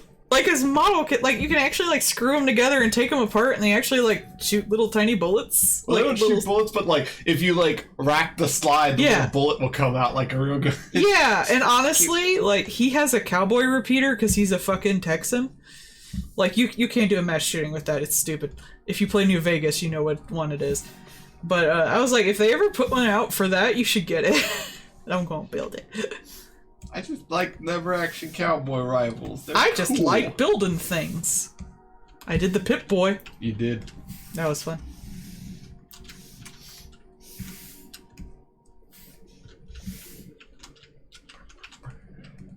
This layer should not be a vector layer. I mean, like, as much as I like watching the Gun Himbo, like, I watch him because he's a stupid dumbass who is very explicitly on the gun laws are in place for helping people kind of thing. And, like, he does stupid shit in a completely safe and well-sanctioned manner. She shoots lasers from her eyes. Pachoo! Pachoo! It's the breeding lasers. Pachoo! Lasers! That's what I'm gonna say. Loving you, loving you, loving you. Shoots lasers. Lasers of love. I'm a firing up my laser of love! Yeah. That sounds like a fun song. Silent Hill music. Dr. Octagonus. Blah. That's an old meme. That's such an old meme. People might not know it. I wonder. Will we live to see a day when our memes are unknown? to Honey, it man? already is. People will ask you that, is there a dance to Carmel dancing? When you talk about it. You're old, sweetie. You're especially internet old. Cat. So am I. And a dance, dance, dance, and a dance, dance, dance. I'm a cat. And a dance, dance, dance. Oh, that's a great look. I'm surprised you haven't done kitty yet for the cat. I'm a kitty cat meme. She's too young for that. She will murder you. Okay, look, we can all agree that putting lasers cats in silly outfits is objectively funny. Yes. And we should just do that regularly. Yes. It's part of their rent. Look, I know cats don't necessarily like wearing silly outfits. However, they live rent-free. Like, if I annoy them for 5 minutes, it's fine. Miko always loved his little outfits. If you put him in his little lapels and tie, he was the happiest little man you've ever seen. He would actively fight you to keep his little tie on. No, I'm Bidney Kitty. He Bendy Kitty. He fancy. I have Siri Bennett. It was so cute. Bennett, numbers. It was literally just a little set of lapels with a little tie, and he would like fucking fight you and run off. It's like, okay, fine, cat, you can keep your little lapels. Mom had a little Dracula cape for him one year. That was adorable. I want a little Dracula cape. He did not appreciate the Cleopatra outfit the one year. It had a little wig. The wig was apparently unacceptable. That is a bit weird. The lobster outfit was fine though. Oh, the lobster outfit was cute. I remember the lobster outfit. Yeah. Kitty in a lobster outfit. Yeah. He. Yeah.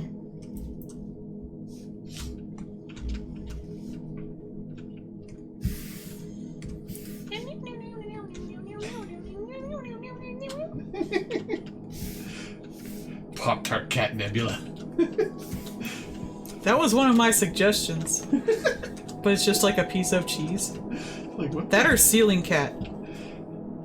What the hell catnip did you give her this time? I don't even know. It's some fey shit.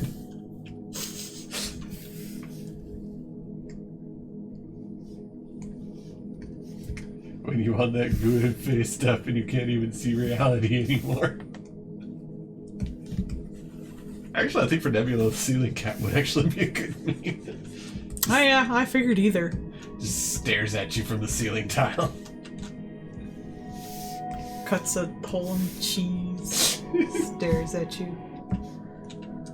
Lovingly. Watches you pee.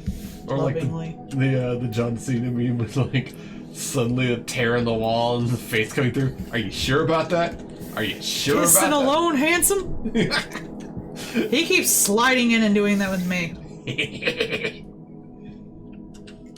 Well, you know, we have carpet on the floor and I can just slide over like a mischief. To be fair though, you did it to me first. I did not. You did. Maybe, I don't fucking know. You were like, hee hee hoo hee, this would be a funny.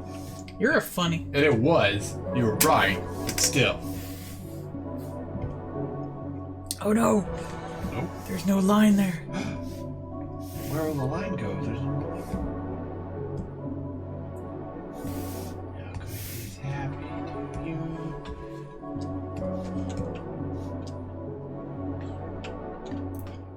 It'd be great if they remade Silent Hill 3, like with the whole liminal space and dead malls thing. That would be pretty good vibe these days. I think part of the problem is people want, like, if we're gonna get a remake or like update kind of thing for it, we want it to be like the Resident Evil 2 or 4 remake, where they actually clearly cared about the subject matter and, you know, gave a fuck. And it's Konami. Yeah, we don't trust Konami for that. We'll make our own Metal Gear Solid with zombies and microtransactions. How does this engine work? F does sincerely look like someone cared about it though, so I'm really excited about that if it ever comes out. Yeah. Watch, I'm looking forward to it, so it won't. Yep. I murdered it. Yep. You liked something. This is your own fault. I was also excited about PT. Fuck me, I guess. Apparently. The gaming industry has it up for you in particular. Specifically you. It's because I'm a horror games fan. It's because you're a horror games fan. Though I've been eating pretty well on indie titles the last few years, so I'm cool. And you know... I'd rather just have the indie titles Yeah. than them ruining my favorite older games. You see, you know, nobody wants single-player, story-driven horror games anymore. They really felt that way for a good long time until Amnesia and, like, Slender came out and got big on YouTube. They keep saying it despite, like, all evidence to the contrary. Yeah. Like, even some of, like, just... These days, they don't as much, because Five Nights at Freddy's is huge. Yeah. That's like Five Nights at Freddy's, The Forest, Amnesia games, like, all of the... Yeah, Amnesia got a new game! Like, you know, Aliens Isolation, like, there's so many that just keep coming out. They're like, but no one want horror game. And, like, Dead Space. Hell, people bought Calypso Protocol. Like, that was an ass game, but they were so wanting literally any horror game, they were willing to settle for, you know, Dead Space from Wish. I don't know, I think horror games are pretty, well-liked now. Especially the indie ones. I don't know how the AAA people are doing. Like, they seem to be putting out a lot of them, so I think they realized it's a viable market. What was the, System Shock? Do you think System Shock's a horror? It's debatable. I think it would probably... It's not a survival horror, but it's got horror elements. I have the remake on my wish list on Steam. Yeah, I was thinking of that remake. I'm waiting for sales. Because, like, it's got body horror, definitely. Yeah. And It's again that debate, like, is Left 4 Dead horror? Like, obviously it has horror elements, and it could be considered scary, but, like, it's not... You wouldn't put it in the same genre as Silent Hill or any other survival horror, so... It's kind of a crapshoot if you like horror, finding anything, because the categories are so wonky. Yeah. It's like, do you want survival horror, psychological horror, chaser horror? Oh, it's not even divided by fucking chasers. Yeah. Because I actually don't really care for chasers. Existential I find them dread. annoying. Because they are. I mean, like, technically Doom has horror elements in it. Is Doom a horror? Despite objectively, I would say there is no horror in Doom except for you. You are the horror in Doom. I am the horror.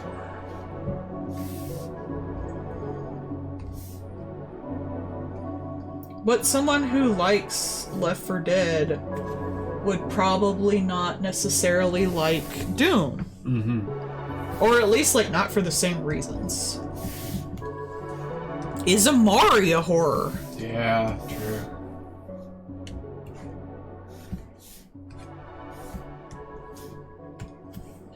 I would say it categories more as an RPG with, you know, horror elements. But yeah.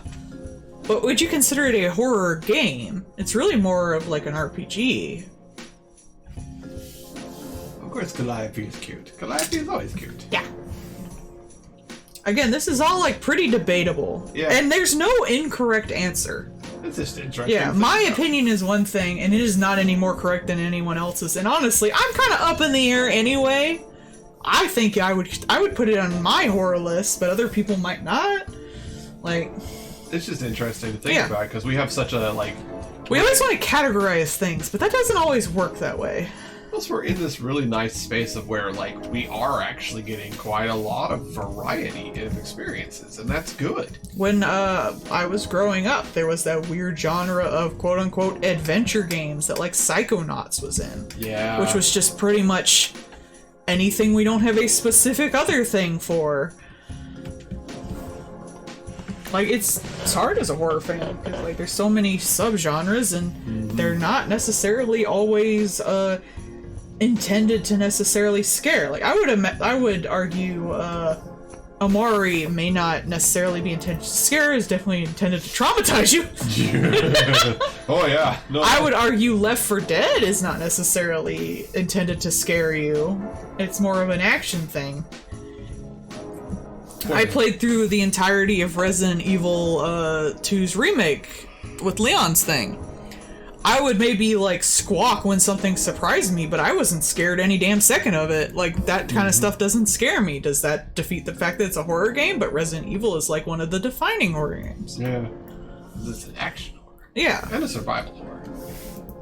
But it just like, I need my horror to be a little less like a thing I need to fight or a thing I need to like avoid, and more of on a psychological basis.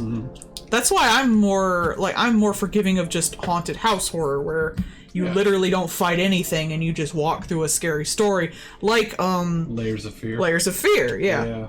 A lot of people play that and they're like, this isn't scary because nothing attacks me, and I'm like, this, or Soma. Soma is probably the best example of that. Soma is probably one of the few horror games that really haunted me later. Just because I'm so freaked out by living forever, immortality. That is a personal fear I have. So that one really fucked me up. And you can literally say, don't let the monsters attack me. That would make it incredibly unscary for other people. I liked Soma. I love Soma. It's stuck in my head since then. I dig the hell out of it. It definitely made me question some of my own beliefs, which is what horror should do. And like honestly, like Prey really does well with that psychological horror, but it doesn't even.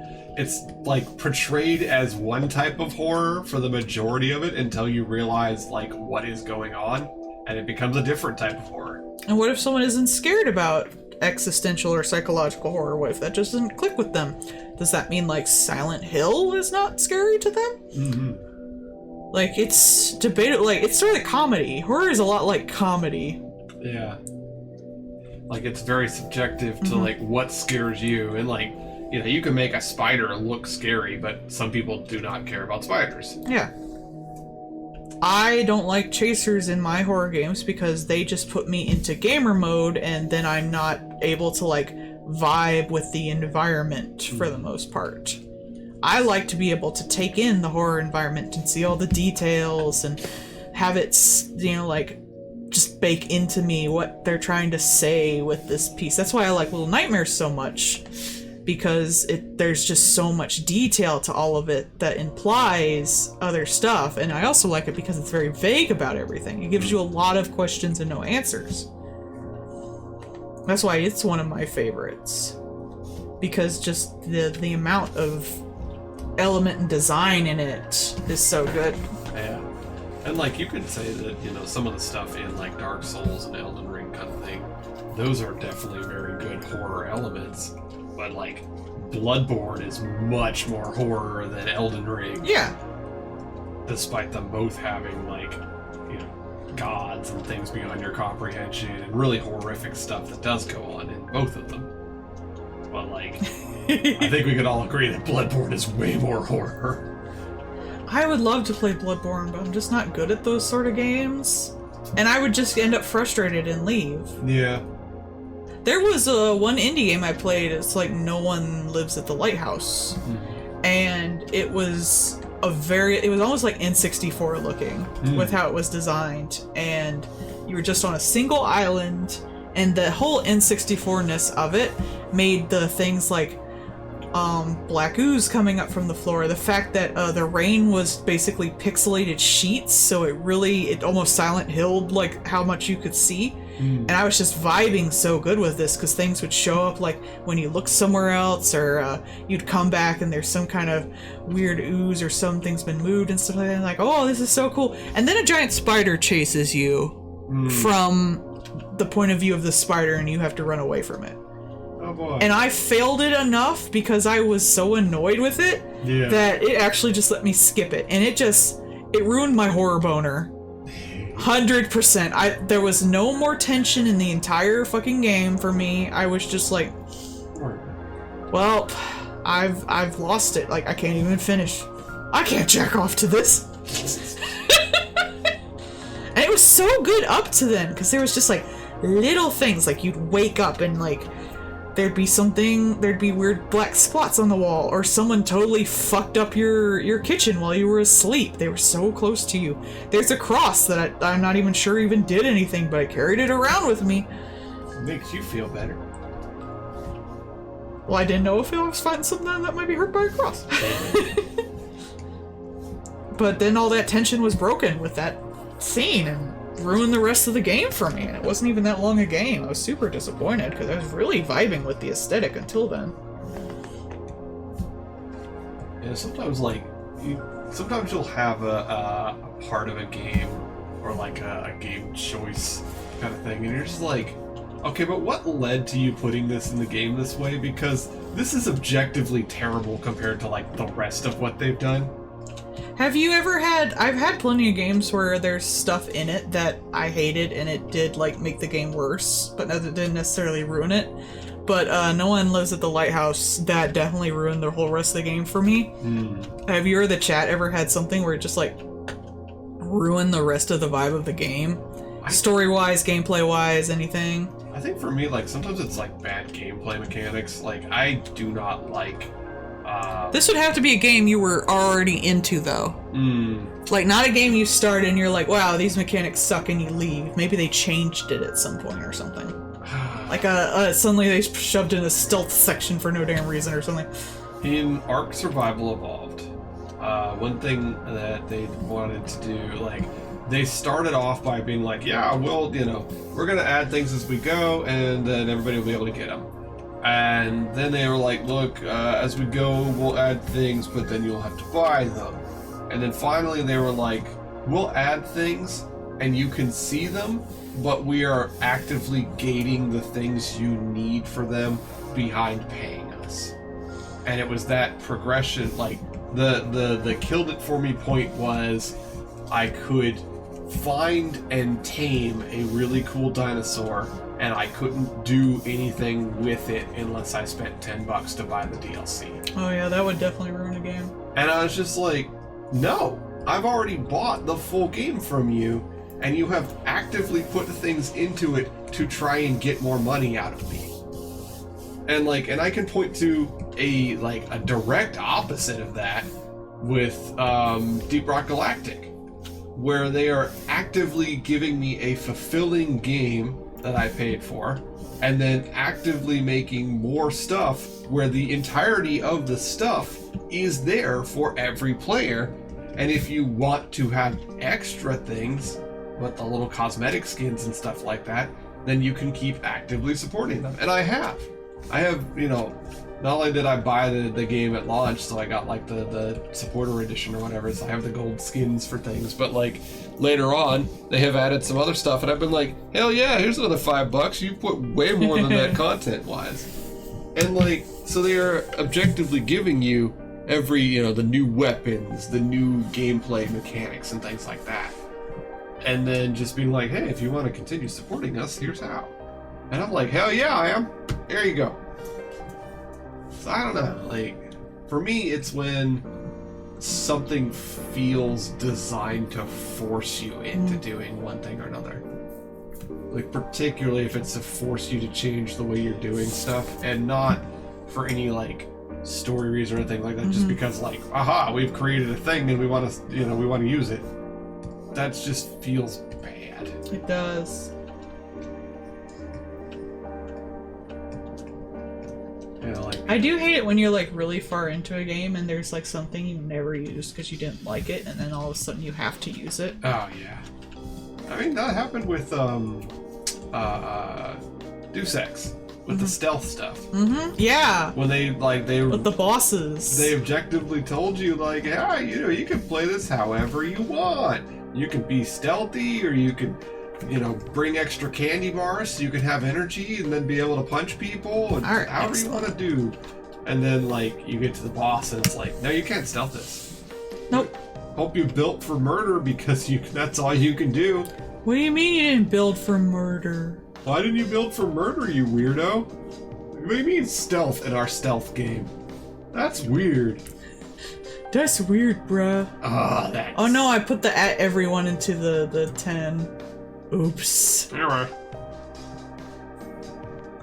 But yeah, like, that was just aggressively shitty.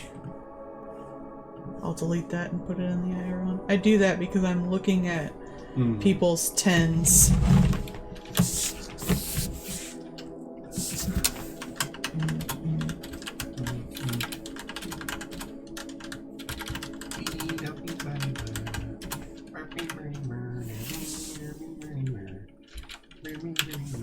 Alright, there you go. So I did a dumb. I fixed it. It's all good. Alright, We seem to have our full crew. Melissa's. Melissa.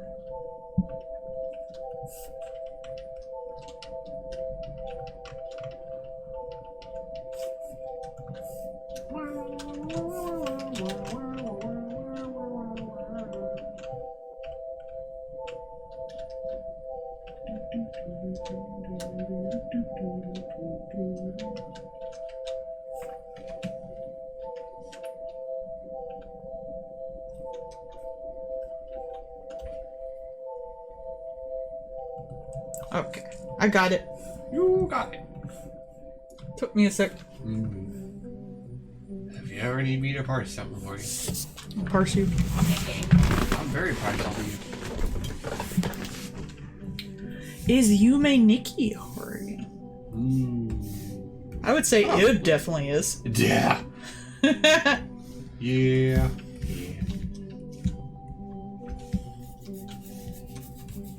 What about Doki Doki literature?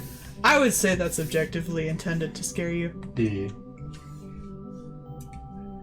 Now, if something is intended to scare you but just comes off as corny or hilarious, is it still horror? I would say if its intent is to scare, I would consider it a horror game.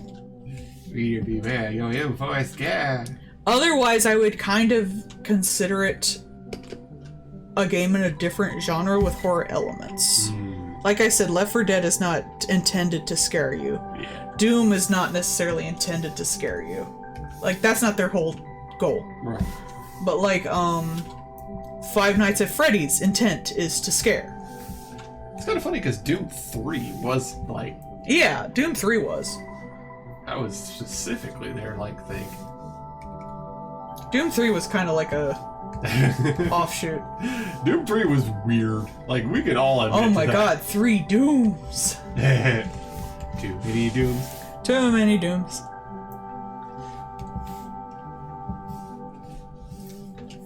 Rah, rah, Rasputin, Canada's greatest snack machine. No snap machine, huh? Oh, yeah, we're not living in Japan. God, I really want their snap machines. I know, right? Vending machines ever. What's in the vending machine? Don't care. Do not eat the sodas left outside the vending machine. That's how one guy poisoned a bunch of people.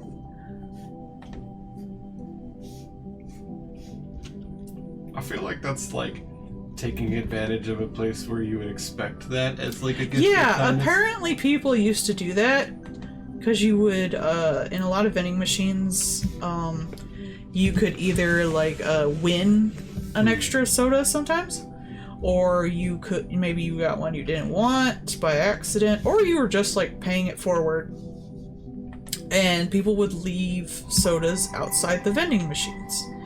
And a guy did that and poisoned a bunch of people. I forget if people died. I think they did. Like, I think here in the States, like, people... No one would trust that at No all. one would trust that. I don't trust none of these Americans. Just immediately like, oh, that's suspicious, leaves. I should DM Calliope about what cons she goes to. Hey, I want new cons. We're not moving for another, like, a year or so. Yeah. We're waiting for our lease to run out so we don't have to pay any extra. Yeah. I really want to leave, though. Tell us the story of your place. The tales of faraway land. I'm gonna have her, fixing her little bow. Oh. Because she's doing, like, the we're not the same thing. Mm-hmm. You're a monster fucker. I'm a monster lover. We are not the same. I kind of feel that same way sometimes when it comes to monster fuckers, because there is a real divide between, like, the fantasy monster fuckers and the horror monster fuckers. Yeah, yeah. Like, they are pretty much, for the most part, do not connect. Do you want dragons, or do you want, like, an unknowable horror from beyond the veil? Well, Eldritch is kind of in the middle. And that does kind of touch on both. But, like, someone who's into dragons, like Melissa, would probably not be into, say, like, Freddy Krueger, like me. It's okay, Freddy Krueger would be into you. In case he stabs you. Thank you, sweetie.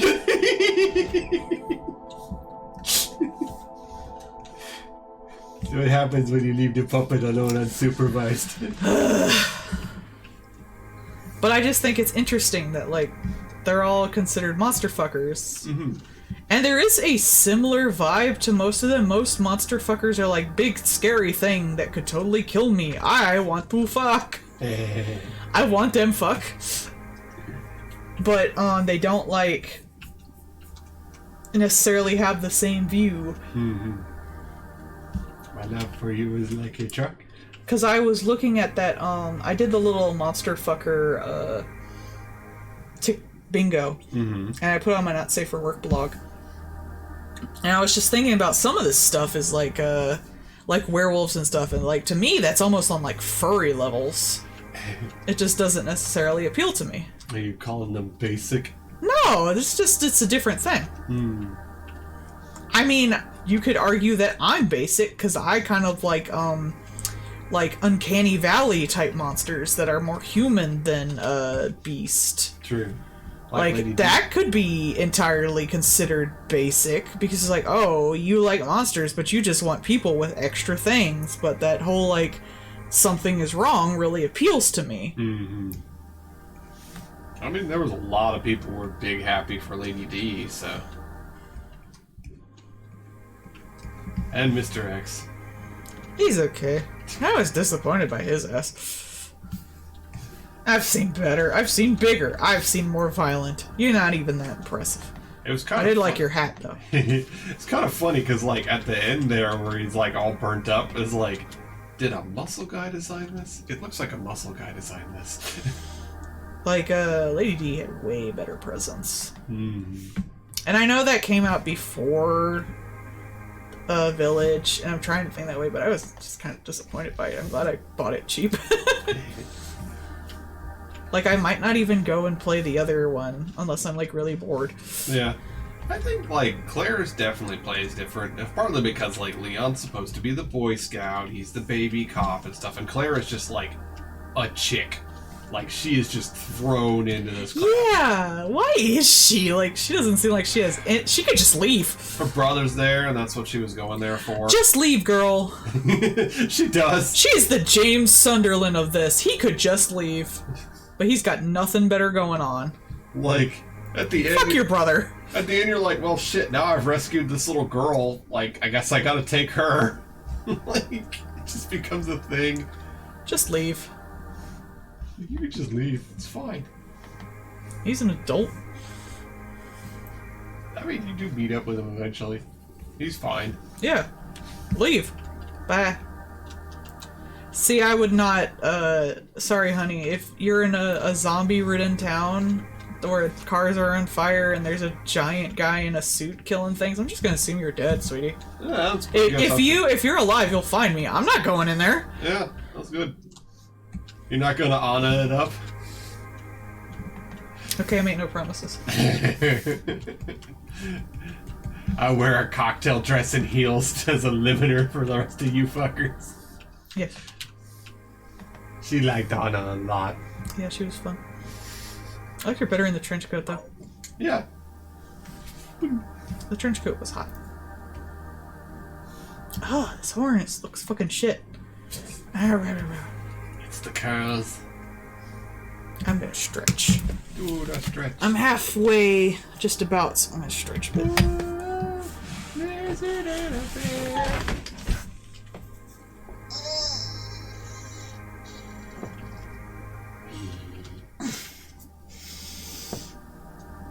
Hot wife. Hey.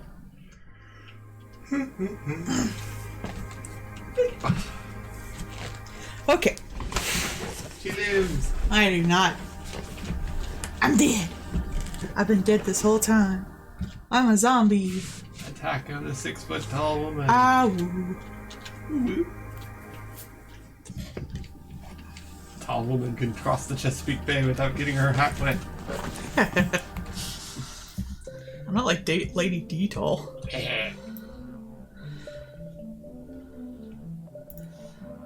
You could be. I cannot be 9 feet tall. Boo. I'm sorry, sweetie. I love you. Go invent the G-Virus. I think she was already 9 feet tall. Yeah, it's not really like... I don't... Yeah, nothing's explained in that because it's silly and horror and not a stupid science fiction thing where everything needs to be explained. Fuck it. I don't think she's actually, like, infested with anything. Maybe she's got, like, the fungus stuff? She turns into a giant monster at the end when you stab her. I think she's got the fungus stuff. I think she's just a giant woman chilling and you got into her fucking house and killed all her kids. What a fucking asshole, stupid man thing. Just Elizabeth Bathory it up on the top of the mountain having to deal with fucking Eisenberg. Yeah, fuck that guy. Fucking trash panda of a man. Man, I posted forever ago and someone found it where like I took a screenshot of when all the monsters first showed up and I was like, oh my god, I like everybody here, and someone was like it was the lady Mother Miranda when she did like the 6 wings coming out and I was like, oh my god. Yeah. That was a trigger for me. But someone was like, I'm just hot for Heisenberg. I was like, really? You have like a fucking buffet of monsters here, and you want that thing in the trash. Okay, I'm not. You're going over here digging through the dumpster for the orange rind. Yeah. Like, I'm sorry. Like, you can like what you like, but he is objectively like the raccoon of the zoo. He is. Someone's a human fucker is what I wanted to comment. Like, ugh, human fucker. You went to the Living Museum and found the squirrel. It's like... Oh, man. And like, yeah, he does horrible body experiments. He is fun. I like him. He's definitely like... The whole thing is supposed to be like different genres of horror, and he's definitely needed in there because you need like the Frankenstein's army type deal, which they got a little trouble for that. Well, it wasn't the only thing that they stole during that game, so whatever. I thought it was like an homage when I saw it. I was like, oh cool, Frankenstein's army reference. Yeah, like the P-51 Mustang head, that one definitely was just straight up. The other one, not so much. But like, they also apparently like stole textures from that one lady's like literal texture book. Yeah, that was, they probably just searched it online and put it in there, unfortunately. That's what I do sometimes. Apparently Capcom's a little notorious for that. But I that. edit mine. That's specifically why I edit everything I use. I'm not gonna get in trouble for that shit. Yeah, apparently Capcom's a little notorious for just, like, having that happen regularly. Like, I got, for the picture I'm working on now, I, like, searched creepy Japanese alley. But then I took that literal photo of an alley, I fisheye lensed it, I divided it up into just colored shapes, and then fucked with the color, and now it looks like an entirely different thing. Because I was just using it as a basis. Right. For the basic shapes. Like, I'm not gonna just stick someone's fucking photo in my background. Which is why people have references. Yeah. That's what you're supposed to do with references, which I never, like... My references never end up looking like my final product to begin with. I always understood, like, that's why you get a references so you can, like, create your thing, and then people are like, you should never use references. No, you should use references. References are very helpful. Well, like, that's stupid. If you don't have a reference, how you figure thing out? Now, I do believe you shouldn't just trace over things. Yeah. And then just color them, because I believe that more for the fact that, like, it's going to look like shit. It will objectively look shittier, because it's not going to translate well, than the fact that you're stealing art at all. Like, I'd rather you just, like... It's not as bad as just stealing art wholesale. It's a bit on the iffy line. I'm not too broken up by it. If someone just, like, traced mine into a thing, I wouldn't even fucking care. But it will make your thing look objectively worse. You should just use it to like get a basic outline maybe, or a like a skeleton or Frankenstein something together to get certain elements you want. Like I've done that for like, I like these thighs and I like these hands and stuff like that. You chop stuff and up. Then get rid of the reference after a bit, or put it off to the side, and then draw yourself. It'll look more natural. Even if it's worse than the reference, it won't look all wonky.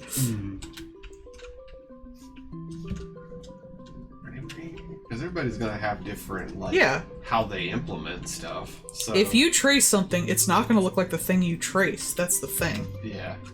Now, if you just edit it photo-wise, like Photoshop ways, if you're good at that, I guess it'd probably look better, but that's a little more in the stealing range.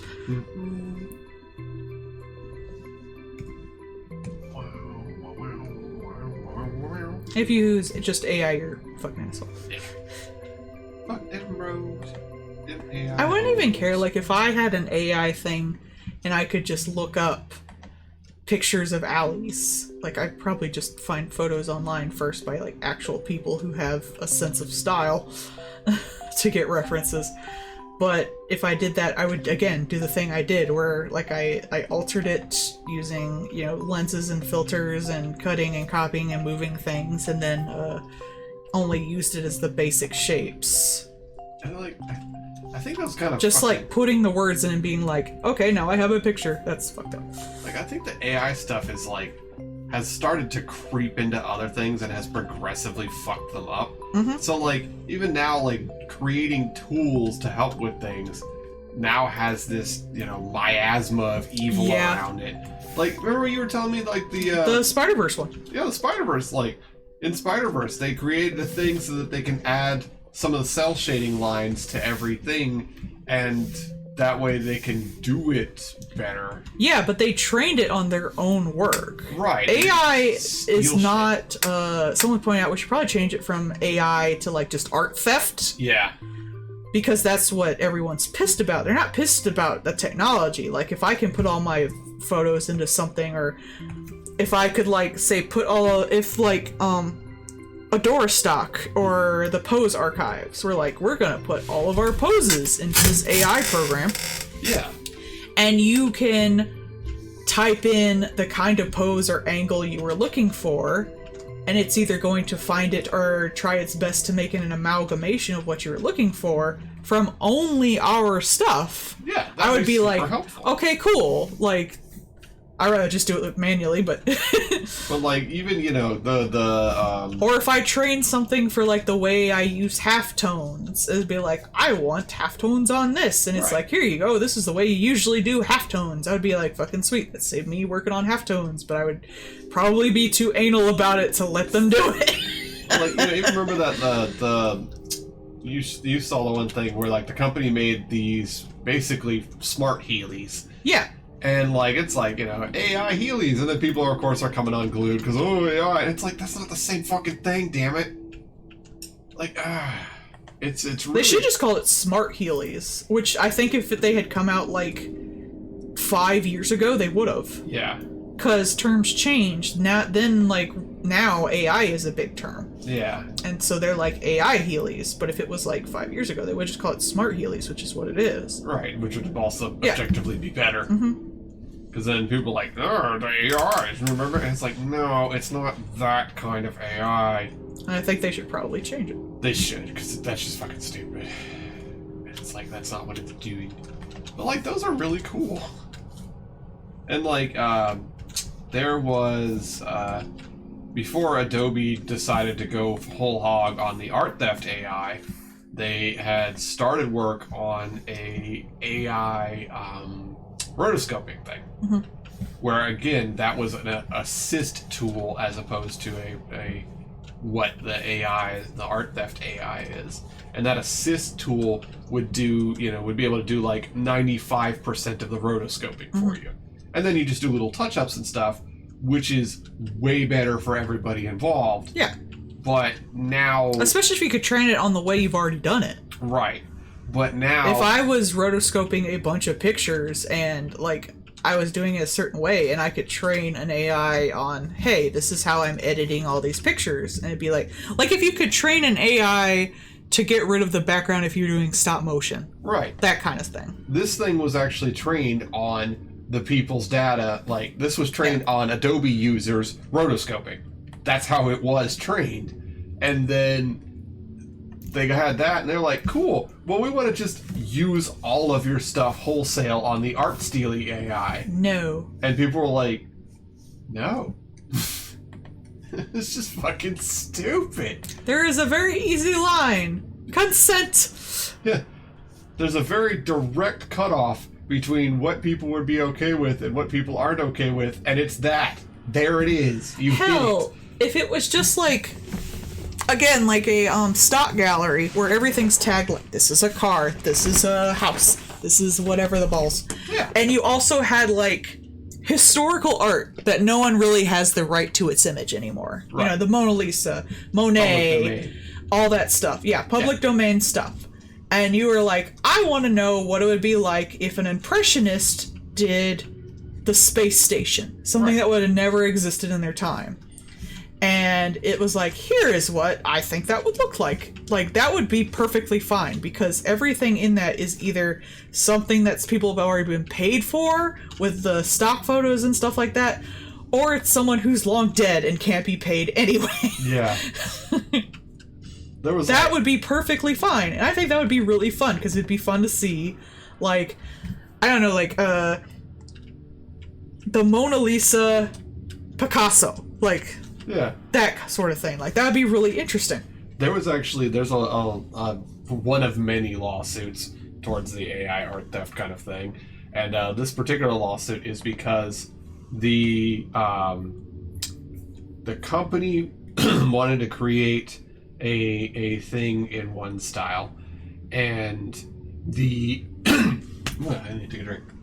The thing that they used to create it, they couldn't get the original person's, like, they would have to go and, you know, pay them to use their thing, right? Mm-hmm. So instead what they did was they went to, like, Shutterstock and took the Shutterstock image that, like, they went to use it and it wasn't licensed.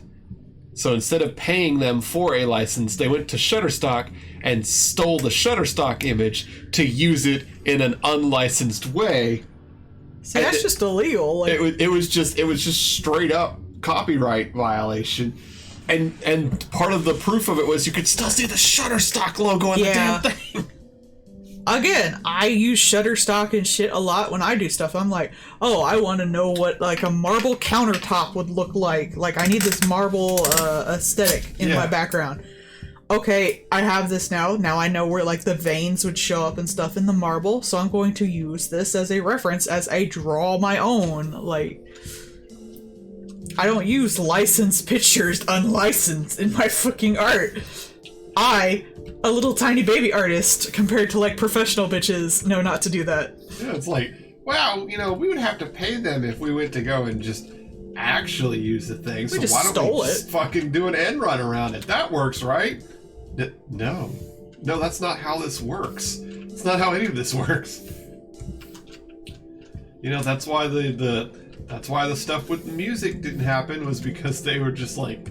Because music actually has people defending it. Yeah, because music sued the fuck out of them. Yeah, music actually has, like, backers and shit. And, like, you know, producers, companies protecting them. Some of the, like, what's it? Bard, I guess, is the Google, like, music makey one. Bard is just their open AI to begin with, yeah. They had a music one that they were like, this is really good, and then they're like, we're not gonna put it out. Probably because they got a note from the music industry of, hey, guess what you're not gonna do? Yeah, because the music industry has people who will work for it. Mm-hmm. Fuck artists, though. Apparently there is a threat of lawsuit to Twitter for all of the music that is magically getting Yeah, that was on Weird News, and they're like, not the full-length films? Yeah, no. Because right now there's the writer's strike. They don't care about that shit. It's always music. Mm-hmm. Kind of pisses me off sometimes. Well, how much more respect music gets than like the other arts. Oh, it's not respect. It's that the music, what is it, MPAA or whatever, is basically just like 4 mafia dons in a trench coat. I know, but we don't have any art mafia dons. I want a mafia don. Yeah, well, if you get a bunch of kneecappers around, then I'm gonna go and... I'll take it. Give me the kneecappers. Like, they're part of the reason why we have the fucking DMCA stuff. Is because they're so litigious. They force the government to give them a field to sue in. I'm like, the music industry, like, those people are heinous. And they don't care that it's not going to the musicians. It's not going to any of the creative people. It's just going to them. Yeah, but when you think about it, if I had someone who was like, hey, you can't just type in how to do Melle-d's art on, you know, the fucking AI thing and put it out because that's gonna affect every other artist, and they at least do that to protect every other artist, even if I don't see a dime of that. That would be nice to have someone who would, like, pony up the balls to do that. I don't got the money for that, bruh! And realistically, they're also not even saying, like, that would doom our musicians. They're just like, that would doom our money. I know! I just want someone like that for me. It's really the situation of, like, oh no, Ticketmaster has a good point. I wonder why music is like that, but art isn't. There's gotta be some kind of, like, historical thing that happened, I guess. It was probably, like, I really do believe it's just because there were so many, like, scam artists and litigious assholes in the music, like, music management specifically, that's how that became more of a thing. Because, like, you know, they built so much of their stuff off of fucking over musicians. And so you get good at lawsuits and things because of it. You know, so many record labels and things like that are like, yeah, we'll take you on and we'll promote you under our label and blah, blah, blah. And it's like, okay, cool. And then we'll take a 95% cut. Or we'll negotiate with, you know, whatever Ticketmaster's puppet owner is. Yeah. Then it's like, we'll get you nothing. Did you hear how the legislation for the ticket pricing ended? No. They're still charging absorbent prices, but now they tell you up front. Yeah. That's what it came to. I told you about the, some of the, like, Comcast and shit like that are complaining to the FCC about having to put their prices up front. Because they're like, well, that's, you know, if we have to tell people, then that takes a lot of work on our part because we have 250 different things. It's not my problem. It's like, wow, that sure sounds like exactly why we're writing this legislator. They were talking about, like, you either have to provide people the information or, you know, have to make sure that they can get to it. Like if you have a QR code in your sales place, 'cause you know how they have like the Cox place there. It's like you'd have to have a QR code there, and then you would also have to note every customer who came in was given that before they were able to purchase, kind of thing. And they're like, well, that would be hard. We'd have to, you know, have policy or something. And yes. It's like, yes. Yes. It's just, oh man. Like, you keep making this really easy for exactly why we need to do this.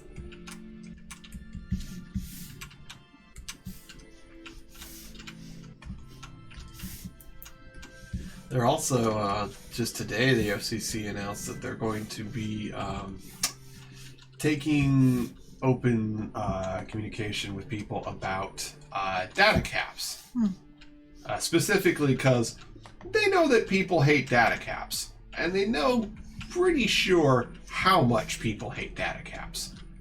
But they want to be really sure about it. They want it in writing, basically. Yeah. It's not science until it's in writing type deal. It's honestly, it's more like the freshman in college principle, where like, if it's something stupid enough that a freshman in college could summarize it in one sentence, kind of deal, that's what they're going for. They want it to be so patently obvious that nobody can argue with it. Because the ISPs are going to argue with it. Of course they are. But they want to just be like, no. Because a lot of companies actually just straight up gave up on doing data caps because there's no reason for data caps. It's nonsensical and made up. And so especially over Corona, they just gave up on it. Corona? Don't touch me. But some companies still, like Comcast, try to impose data caps, which are just nonsensical. And the FCC has been pushing more and more towards internet is a necessity in modern day. It is.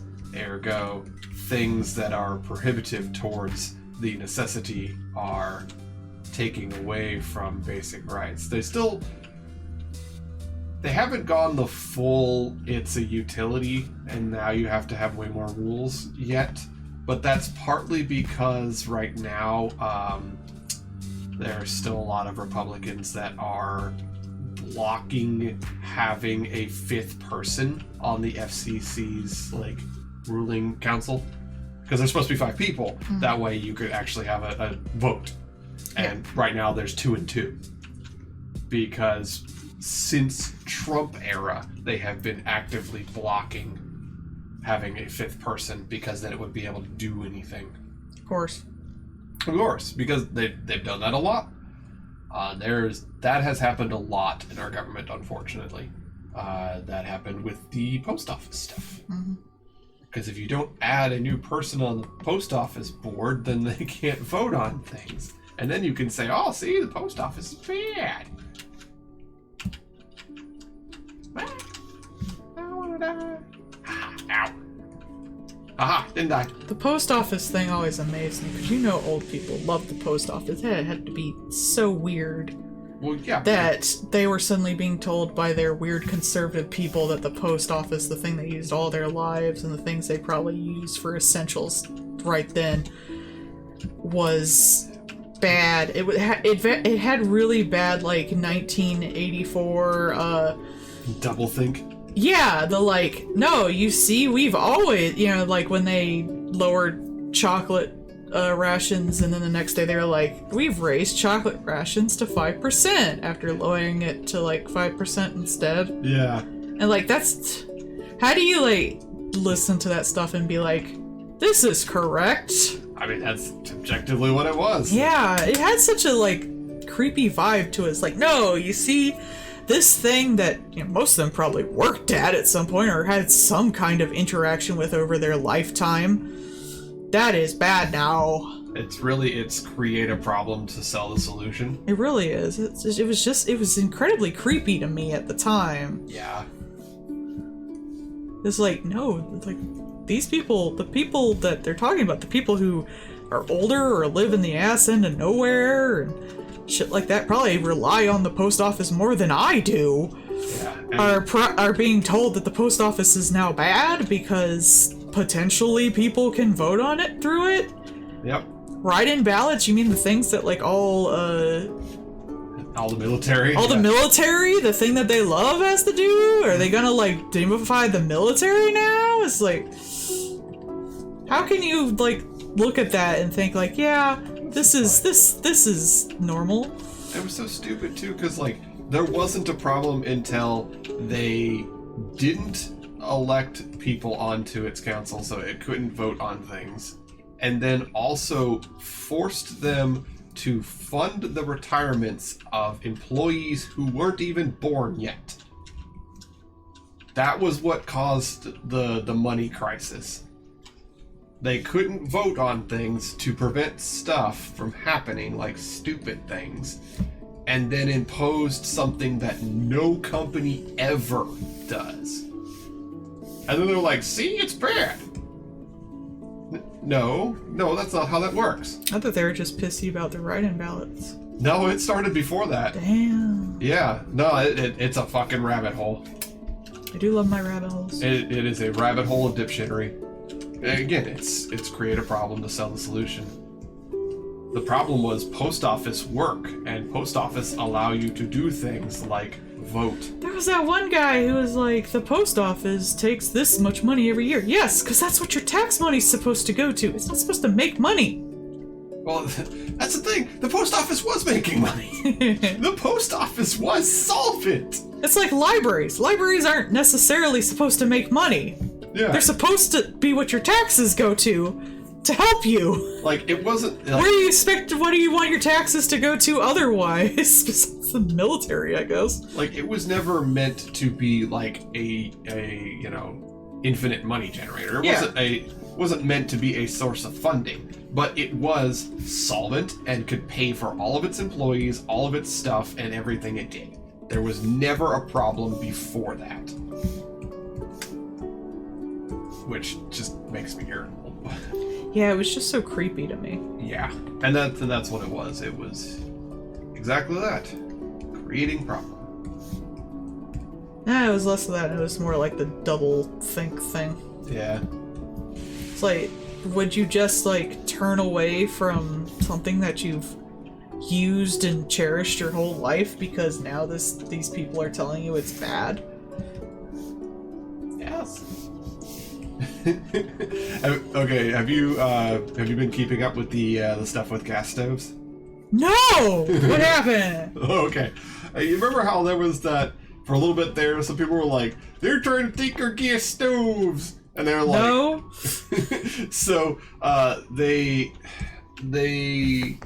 have, I think, let's see, I'm always going to get this wrong because it's either the House or the Senate. The one that the Republicans control passed a thing to say that you can't prevent people from buying gas stoves, and I don't think anyone was. The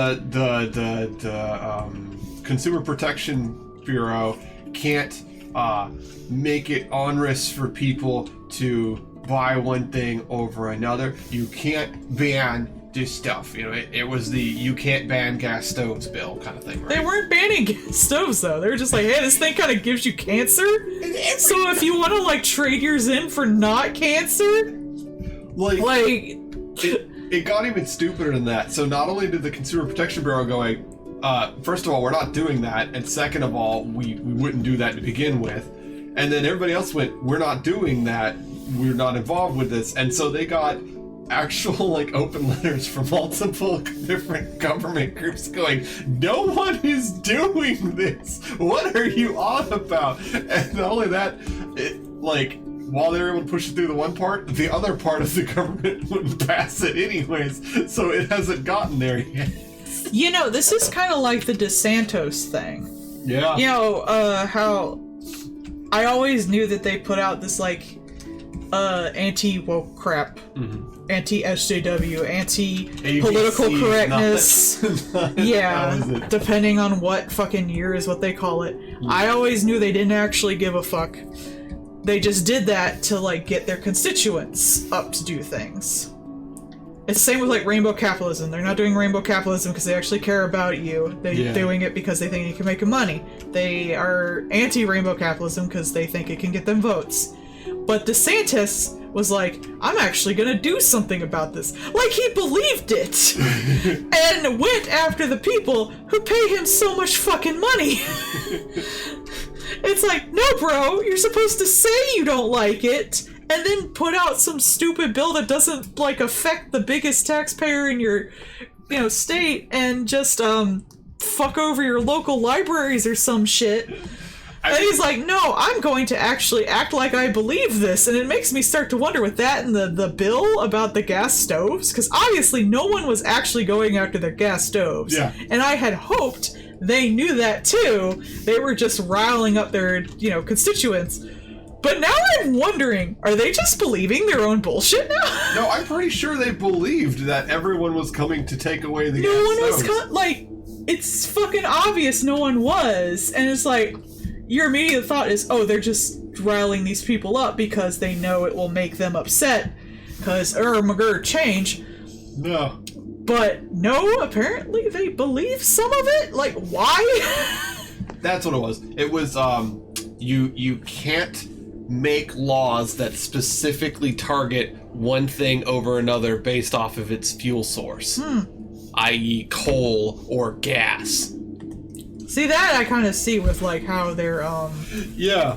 Well, they're probably trying to do that law and don't actually care about the gas stoves. Yeah, it's like, and specifically they're doing it because of gas, but like, even the thing with the gas stoves was literally just older gas stoves don't burn the gas as well, and that's bad for your health. You should get a newer gas stove, which was much more efficient, hey, and saves you on your money bills. For it. And do you want to get a free stove and get rid of your older, shittier stove? Here is a thing you can like go in to apply to. How dare you want to replace my stove?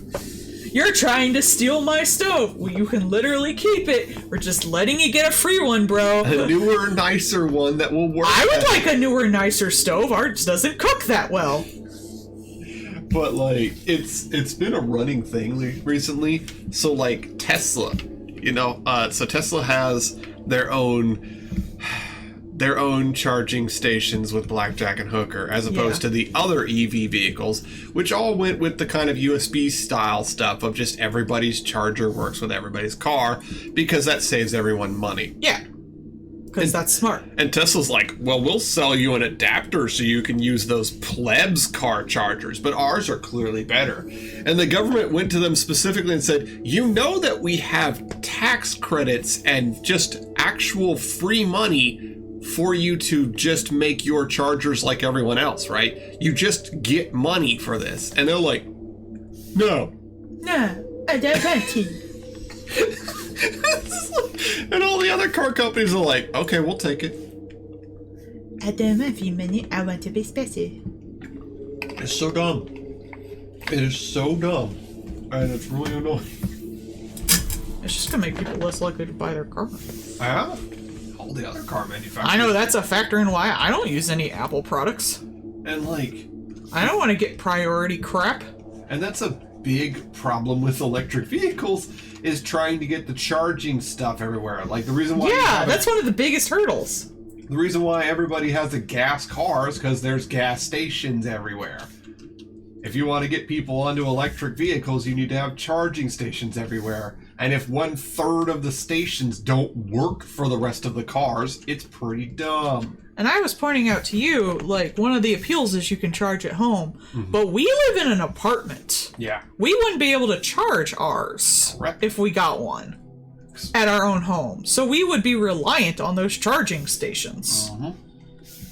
And like, that's, you know, one of the things around here. Like, I don't even know where a charging station is. Yeah, I've never seen one.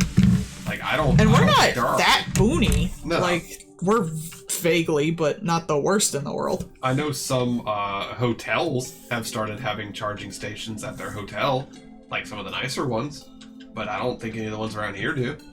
So, like, I don't even know where you would charge it, short of, you know, running a cord out our window. Yeah. I guess. Which someone would fuck up. Yeah.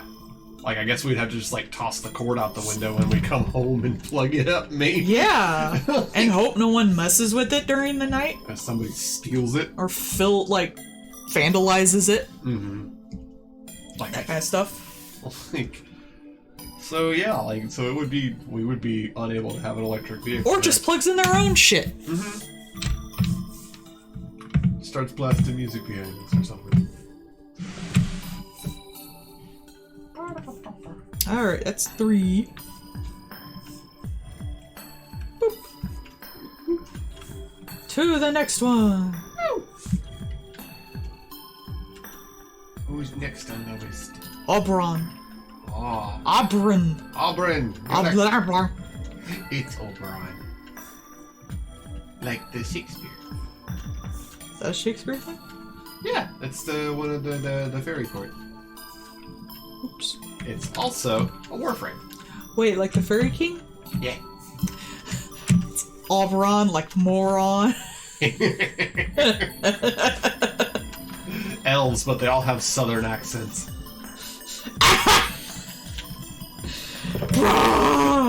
I did. Some fucking, like, redneck-ass elves. Oh my god, I would love that. Because they all live in the fucking trees. They do! Man. All the boonies. They do! Oh my god! I want some redneck-ass elves, brah! I'd actually seen a post once that was talking, like, you know, what would the accents be like? And one was the elves would be like just fucking southern-ass hick accents. Yeah, bro! I would love to see that. I want to see some southern hick-ass elves. And they gotta speak that, like, elvish bullcrap. We don't like you smooth ears around these parts. We don't talk to the short people. With your short little lives and living on the ground. I bet you don't even know what a tree is. We don't want you short ears around here. We got them long ears. You know I got long ears, right, Papa? The response to it was like the dwarves having like Midwestern accent. Oh yeah! Oh yeah, don't you know? Oh yeah, don't you know? We're gonna break some rocks over here and I'll break your face. I can't even do it. Like, I'm bad at that. Oh, don't you know? This here Metro's the best stuff you ever had, eh? I would love that. You know, fuck all these British accents and all these European ones. Nah, I want these fucking, like, who's, like, Creole? Halflings. Halflings, yes. Yes. I'm there. This here is Dukes. They're Dukes from down the way, you know.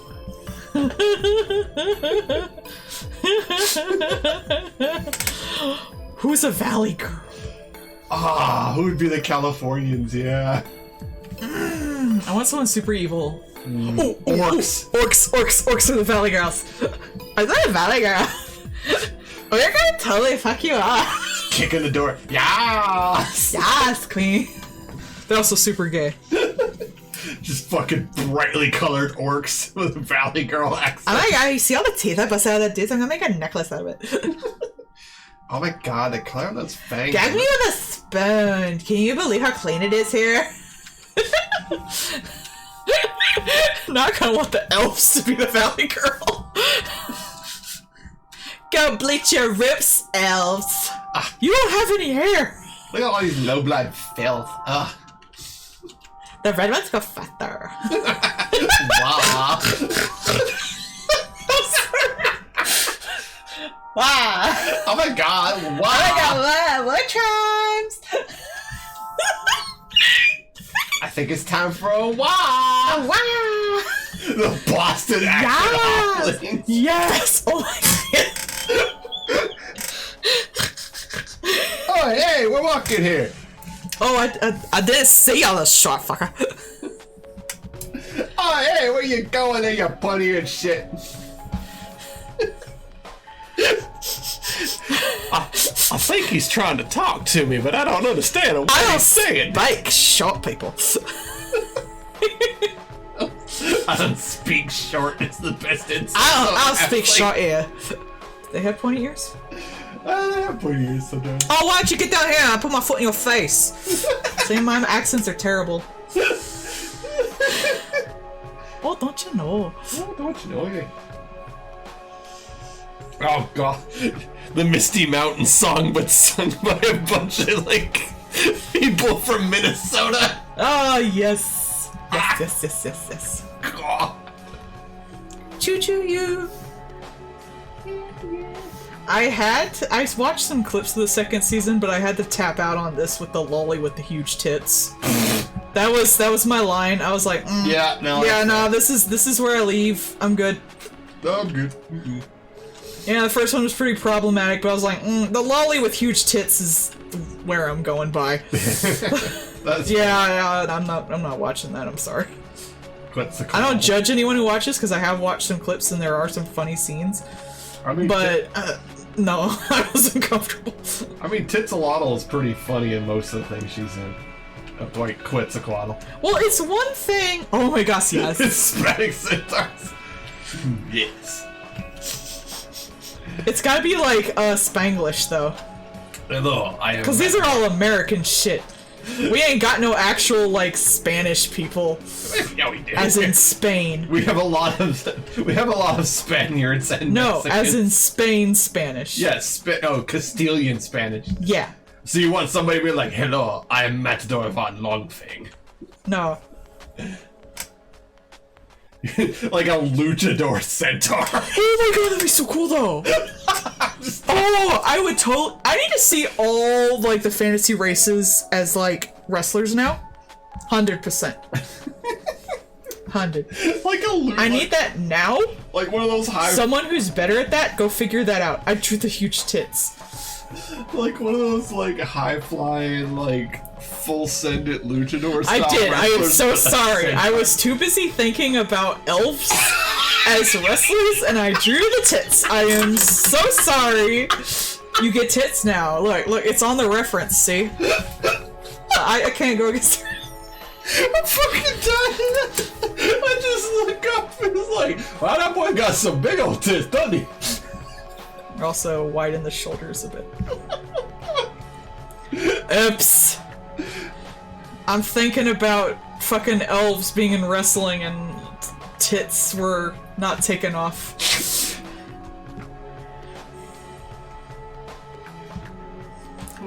Where's Gandalf? Who do you think took your big naturals?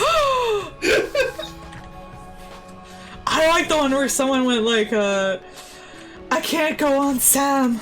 They're too heavy. It's like, I can't take the ring, Mr. Frodo, but I can take your big naturals. And like, he's got the big tits.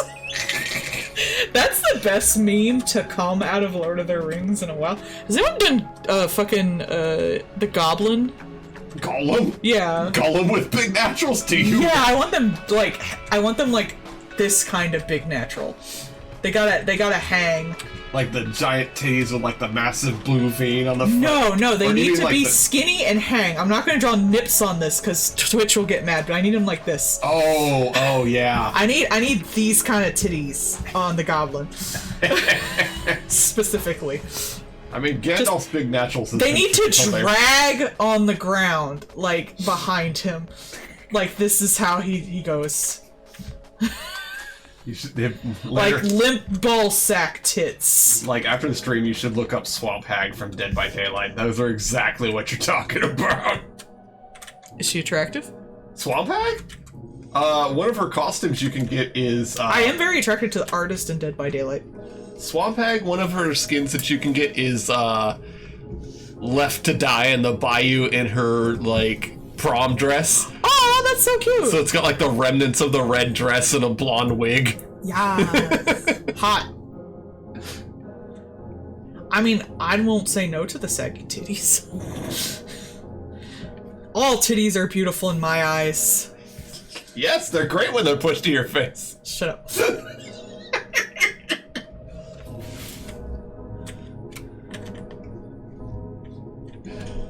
I'm having flashbacks to the Nowhere Kings, like OG Centaur.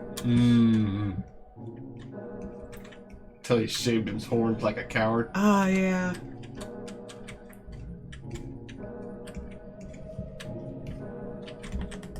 You did kind of like him before he went. Yeah, he had potential. If you get the right artist on his ass, honestly, all his forms had potential. Yeah. Well, he definitely fit your, like, sad man. Like... Oh, I do love my sad, pathetic men. Yes, Yeah. yes. He's so pathetic. Someone did a good, like, video essay about how he relates to the whole, theme of Centaur World and how it's, like, growing up does not mean you have to, be serious all the time and get rid of, you know, being happy and friendly and family.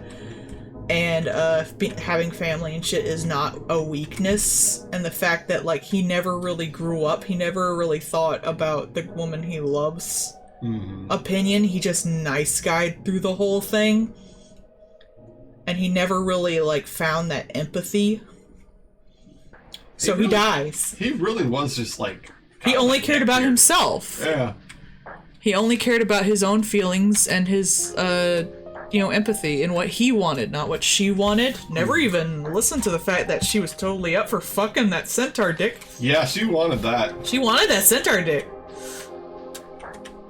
That girl was down. She was ready. He's like, no, I can only be with her if I'm a human. And she's like, no, you're good.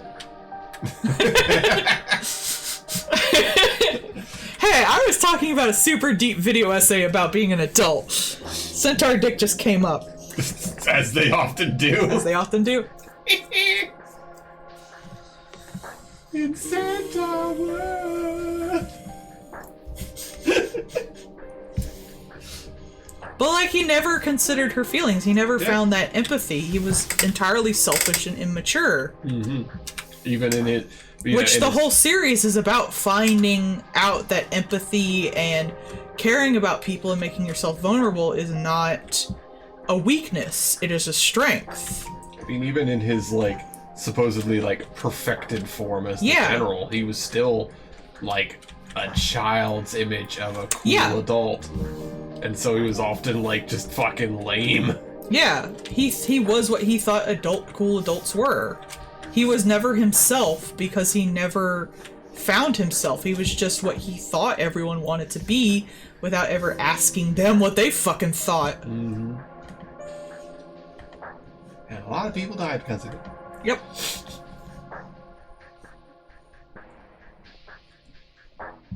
He did, like, objectively almost doom both worlds because of it. Yeah. Selfish people often destroy everything they care about. Mm-hmm. That's why empathy is so important. Talking to people, knowing their wants and needs. Sometimes it might help you. Not doing everything on your own, which is another thing he did that the main character also did. She didn't make any progress till she accepted help. Yeah. The Centaur World is a flawed show, but it did have some good theming. I liked that the, like, what you would objectively consider the neckbeard, that, the one in the cave that had all the little miniatures and stuff. Yeah. Was, like, actively a good person for the lady. Mm-hmm. Well, she was depressed. Yeah, well, so are you. Hi! But they actually communicated, supported each other, and worked things out, and it did actively help them. Which is a big theme in there. No one knows what's in your mind until you say it. They were very big. I'm thinking about teeth personally. Yeah, but you always do. I can't help it, they're attractive to me. Surprise.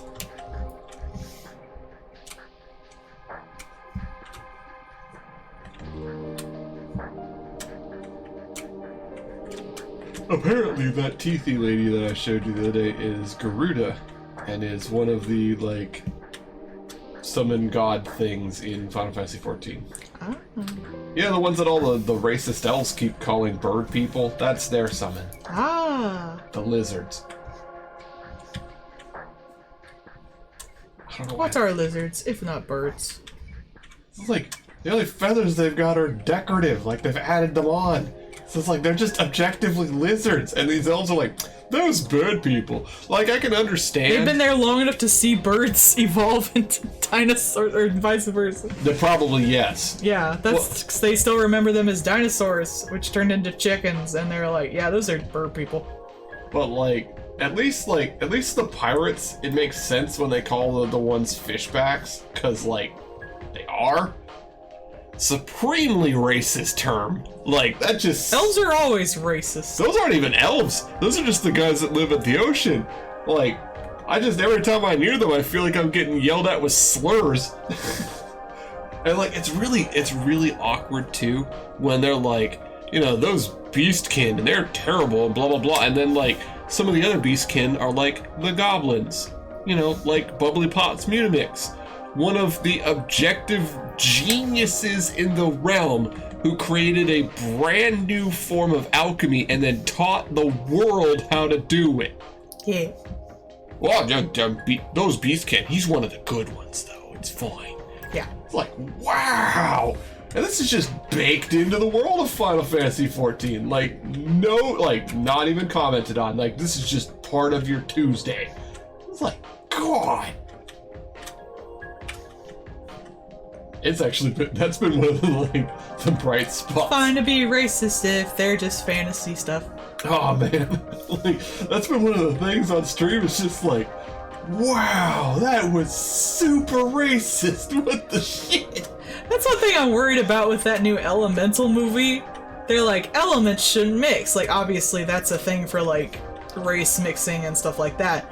However, the things they're showing are water and fire, two elements that objectively hurt each other. Yeah. Which seems to just say, like, you should totally, like, not be bigoted, but the races that aren't yours will totally hurt you physically. They're destructive for you to be around. I think the symbolism in this is a little off.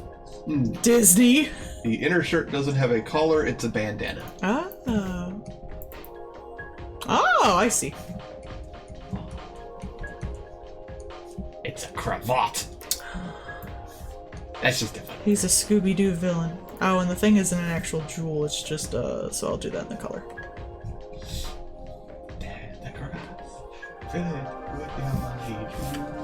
No, I'm drawing it. Obviously, you have boobs and a collar.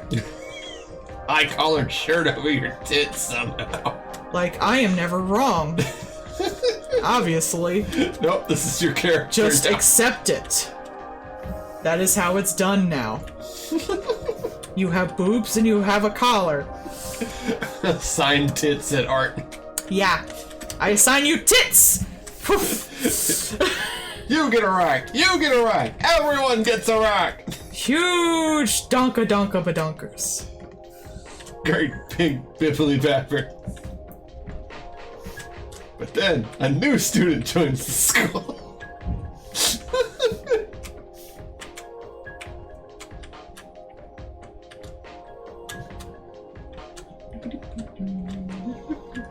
Yes, my theory on, like... what would I call it? Ever-expanding normalcy. tits? Yeah.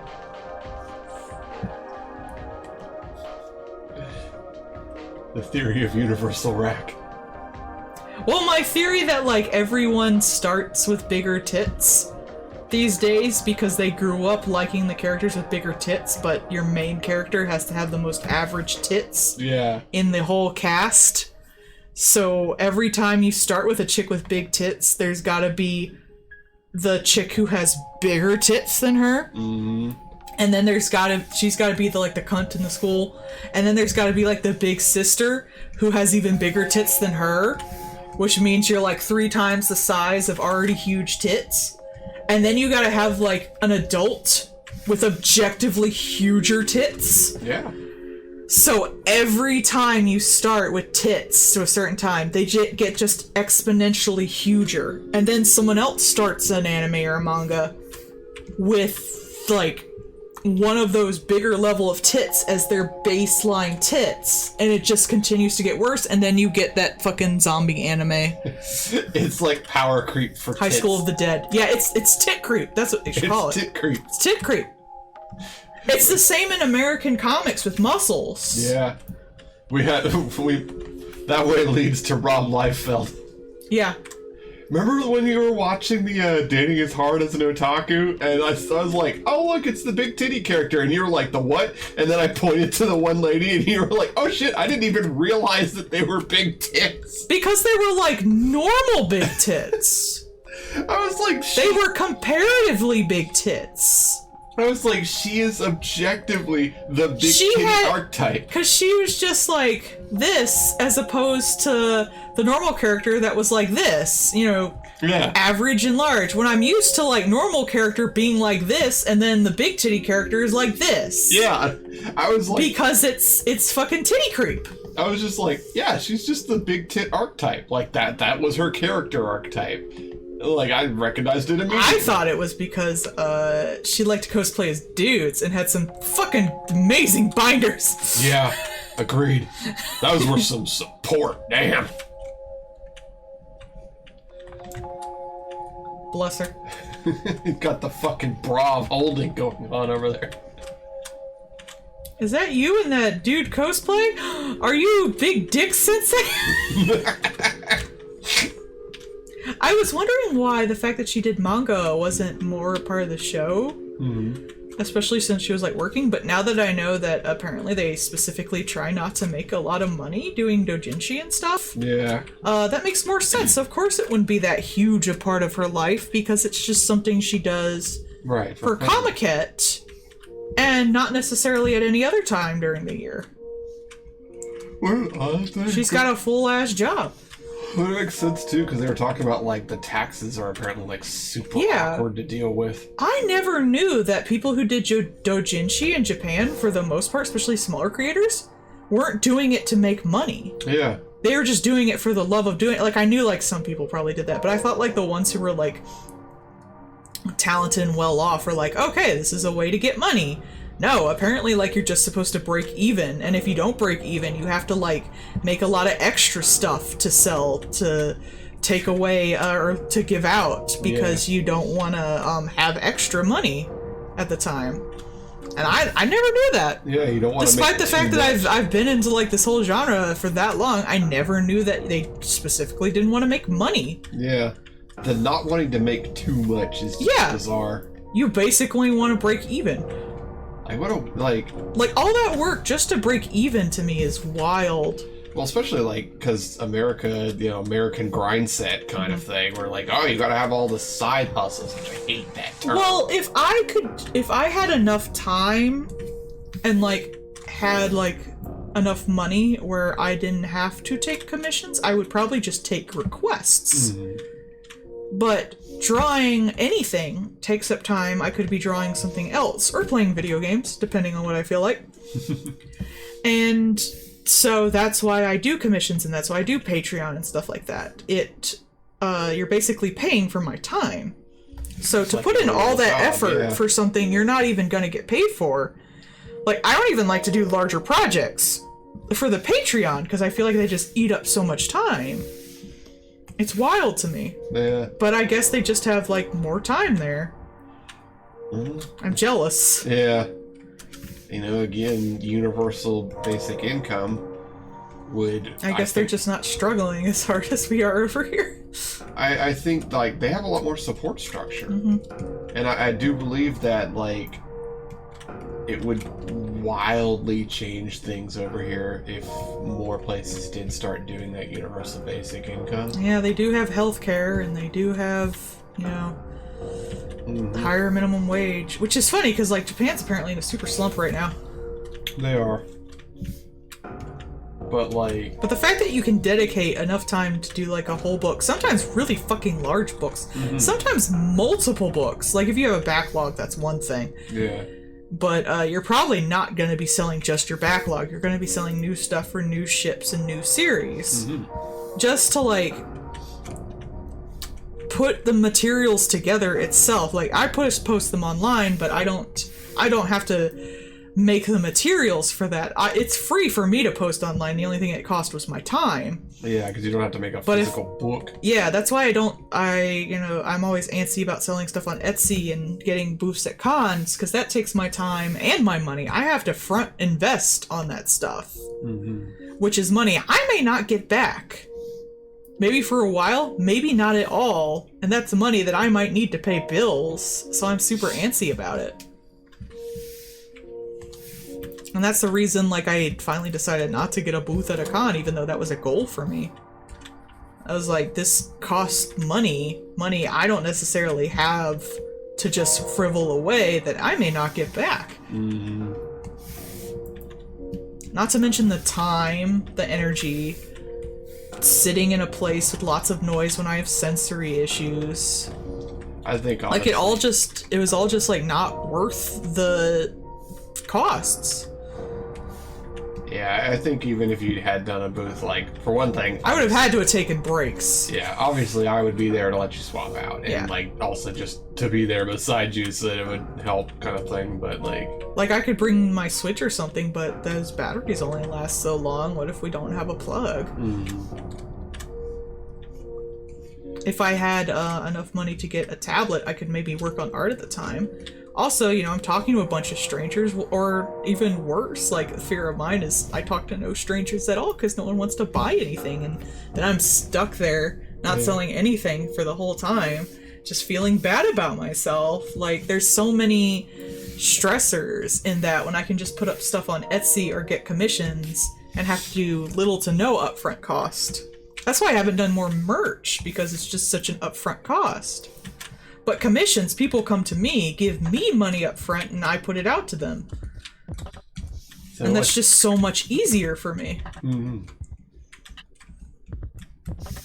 people get specifically what they want, so there's no like, will this sell, won't this sell, that kind of thing, which is another thing I worry about, because a lot of the fandoms I'm in are very small. Yeah. I am not in a popular fandom. That's odd. I like this anime. It's not my fault you guys don't like the anime that some people call boring. A lot of people call the anime I like boring. I don't know what the, What was it? It was the My Immortal. That was it was the 2-Year Eternity. Yeah, that's one. Yeah. Not My Immortal. That's No, I know. Different thing. I think that's what it literally translates to, though. Mm. But, like, I don't know how people feel about Dr. Stone. Mm-hmm. I think Dr. Stone is popular, but that's also shonen. Yes, but it's not like, it's not, yeah, sometimes you just break even. I don't want to put in all that effort and time just to break even. Like, that's not worth it to me. I have a lot of anxiety about this stuff. But, it's not like Demon Slayer popular. It's not Genshin popular. Well, no, nothing's Genshin popular. No, and I don't really want to draw Genshin stuff. Genshin keeps trying to figure out something that will be Genshin popular. Well, maybe if they made it open world and not a fucking PlayStation 2 looking ass thing. Well, you didn't like Hawkeye Star? No, I thought it was very boring. I was super disappointed, and it felt like a game from like 10 years ago. It did? Like, oh, I'm sorry, you can't jump here. You need to walk around. Yeah, there was no jump. It's like... I felt like I was playing Tales of Symphonia or Tales of the Abyss on the GameCube or the PlayStation 2. It's true, though. Where there's, like, very obvious invisible walls. There's no character interaction besides cutscenes. All that shit. And then they expected me to pay for gacha for that. I didn't pay for gacha in fucking Genshin, much less this shit. Can't make me. I won't spend a damn dime on any of y'all shit. I just think it's funny, like, Genshin is gonna forever try and chase something. Just anything to be Genshin big. Because Genshin has, like, dominated their everything, and it has made stupid amounts of money, Oh yeah, obviously. it's still making stupid amounts of money. Well, Genshin also looked better. Like, I just preferred the design aesthetic in general. Which is funny, because, like, you think I'd like the sci-fi more. And I usually do, but, like, Genshin is very pretty. That's, like, the whole reason I play it is because I like open world settings. And, you know, Zelda took, like, 5 damn years to make another one. Yeah, it definitely, that's actually a good descriptor. It had good, like, it had that fantasy tech Zelda vibe kind of thing to it. I mean, that's what people called it. Like, what was it, like, what was the original Zelda called? Breath of the Impact. It was like Breath of the Gotcha or something like that. Yeah, that's accurate. But again, like, I ain't spending no damn money. Tears of the Gotcha.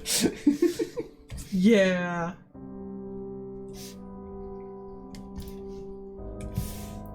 I'm a very sensitive, soft bitch, and I would probably cry if no one bought any of my stuff at a con. It's true.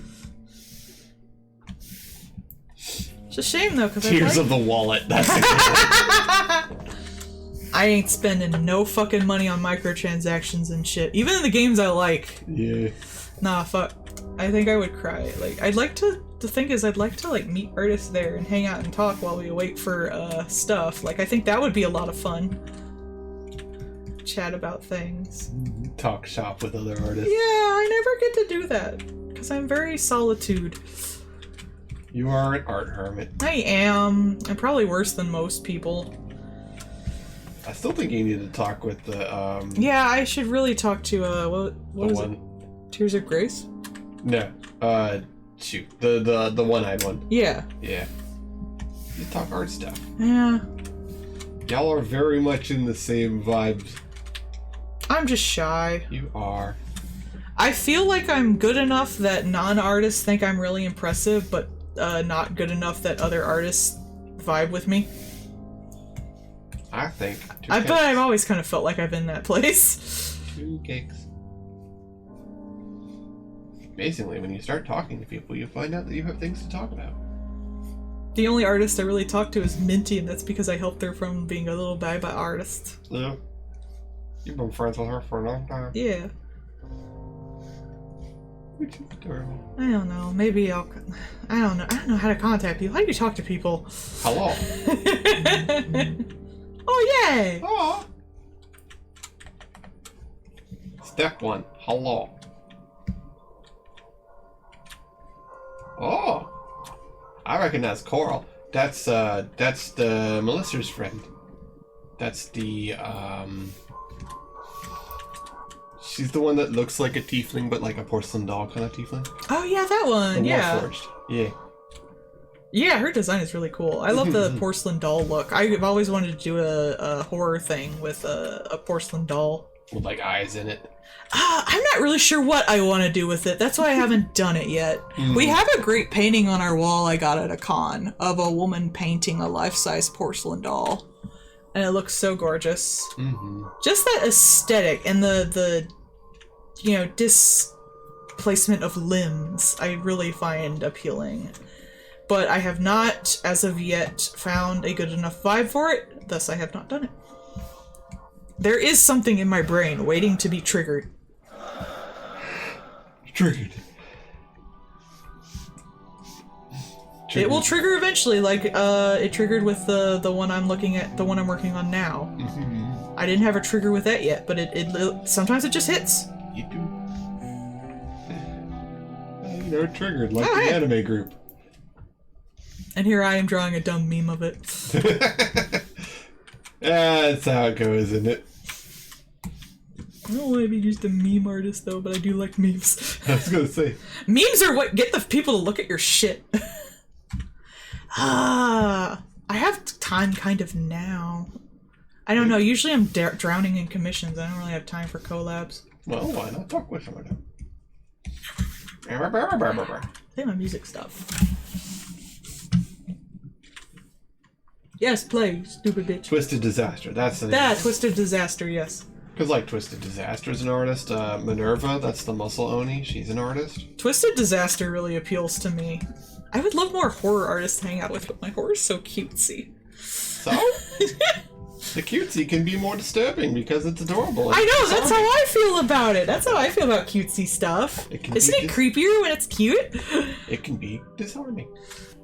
But then I just end up with, like, mascot horror people.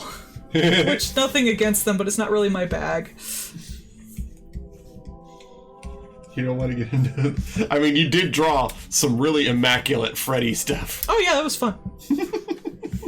Again, I have nothing against it, it's just not my bag.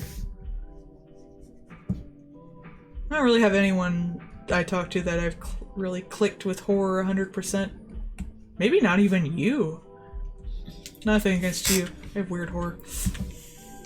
I don't know until you talk to more. Gotta keep rolling the dice. I do. Roll them I bones. have a horrible battery. Roll them bones. Sometimes I have to just like not respond to people for a while and I feel super bad about it.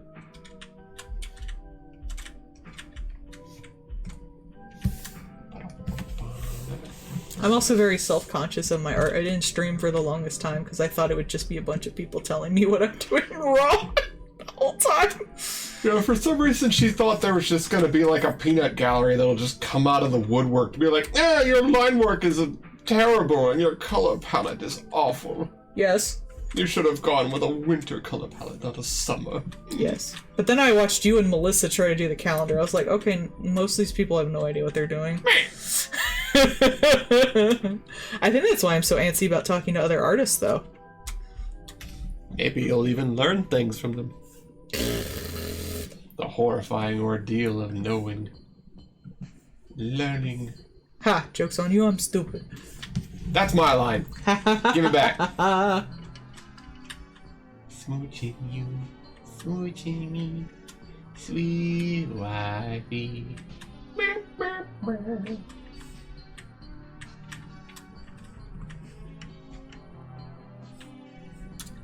Alright, we'll do cat first. Cat. It's a cute cat. Meow, meow, meow, meow, meow, meow. And while I do that, I will ponder what the last one will be. I'll have to decide between Nyan Cat and Ceiling Cat.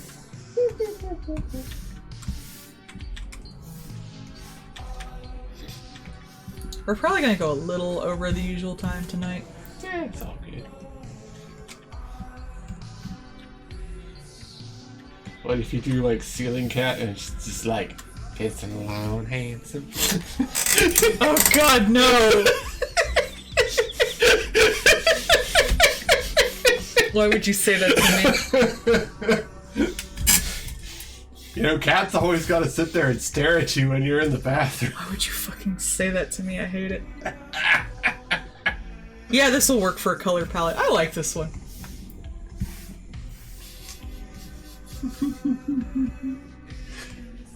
You're welcome, dude. I don't like music with lyrics in my shit. I'm gonna go to the next one. That one's too cheerful. Net. We are sad here. Can't have nice things. No, I want every music to be sad. No, she's gotta... Wait.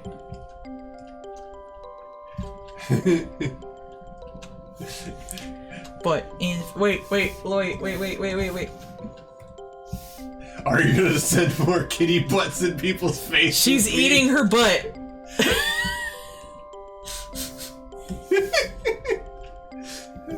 Upset because once again, cat butt in face. Look, she loves the cat butt.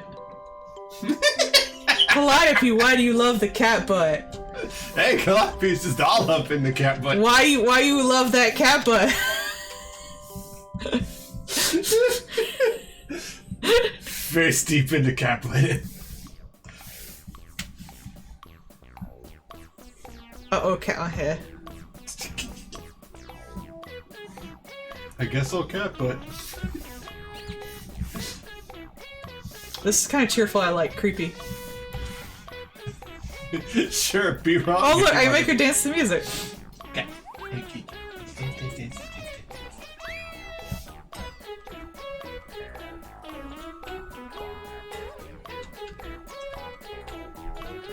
This is entirely serious stream. JoJo is a serious anime for serious people. Said no one ever. Alright, let's get back to work.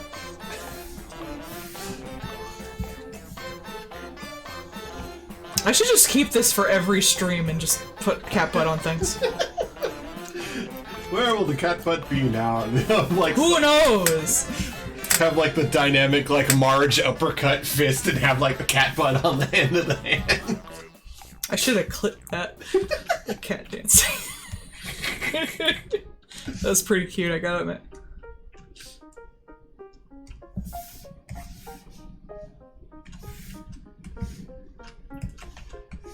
You gotta be known for putting the cat butt on everything. I mean, I could be known for worse things. I have had some bizarre commissions, man. It's true. I've seen them. And a bunch of my current people apparently don't know my horrible Undertale past. I'm not even mad about it. Yeah, could be worse. Melle the Shadow Lover. Yeah, that's been deleted from the internet.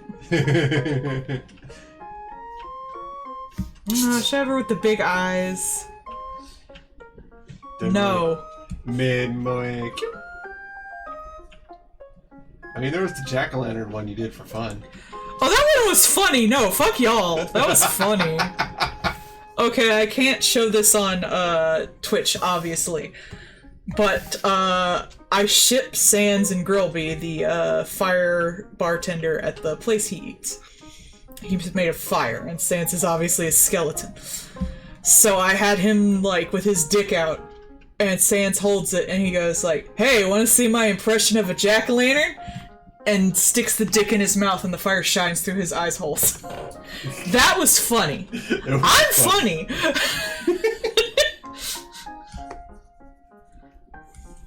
And that was that one and the one is like fitting this dick in. Yeah, I'm fitting this dick in my mouth, fitting your dick in my mouth, Grillby. And Grillby's just like, "Sans, shut up and pay your tab." I also like Sans and Toriel, they're very cute. Yeah. Cause puns and romance. Like us. Puns and romance. Romance. Mustache. My sketches always look like shit. This is why I don't do sketches on commissions. Like, I don't sell sketch commissions. They look like shit.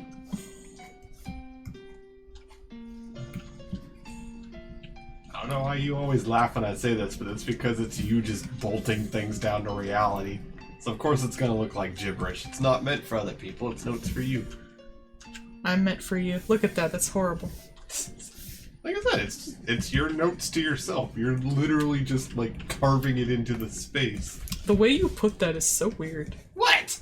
Okay, I've been in a lot of sci-fi and like weird horror stuff, okay? So I think the weirdest commission I've ever got would be like so difficult to explain. It's definitely not the not safe for work ones. I mean, origami is always a little difficult. Oh no, this was not that. Sandwich? No. Should I tell the story? Sure, why not? Okay. Do y'all want to know the weirdest commission I've ever gotten?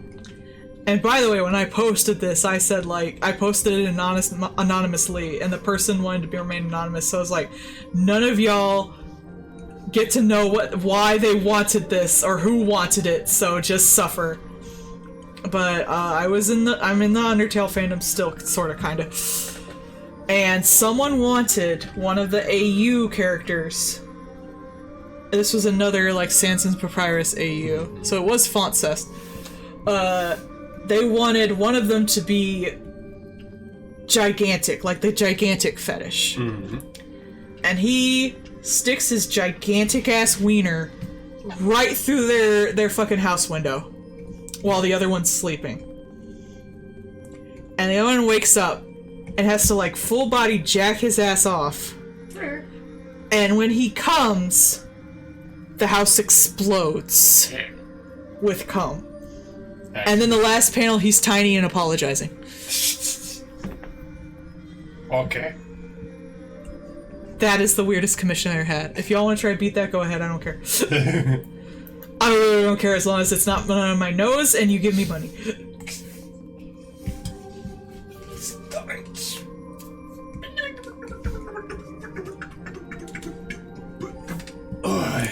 Though, the Skeleton OC and the Springtrap guy both cooking breakfast in the kitchen, that one was a little odd. I'm sure. Okay. It's like, isn't that a child murder? Yeah. Well, Springtrap is anyways. Oh no, she's just an innocent little kitty. Wait. Don't you want me to sit on your face?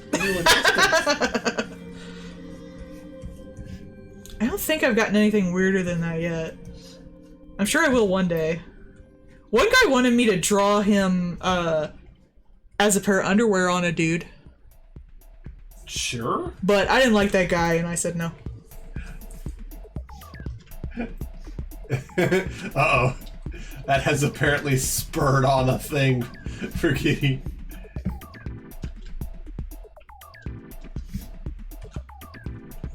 Please, mister, won't you let me sit on your face?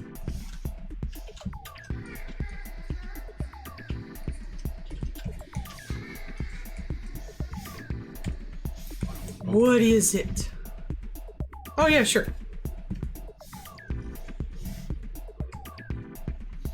Not gonna let me hide the wrists behind behind sleeves in a foreshortening bit, are you?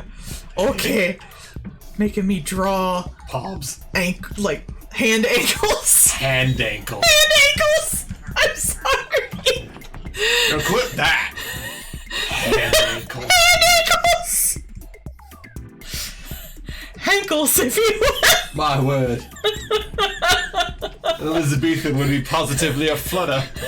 Hand ankles in public. That is actually a misnomer. A lot of women did actually show their ankles during the day because they had to lift up their big ass fucking skirts to walk in the damn street. But anything above that was pretty risque. Oh, this guy.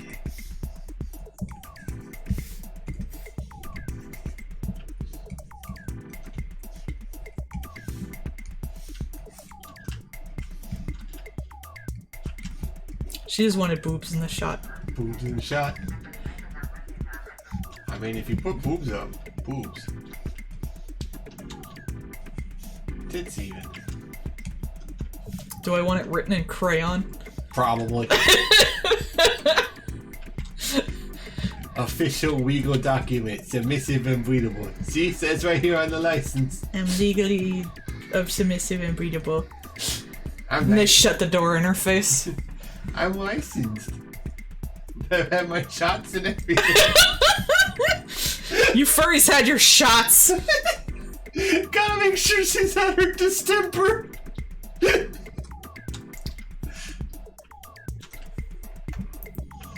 Has she been, you know, spayed or neutered?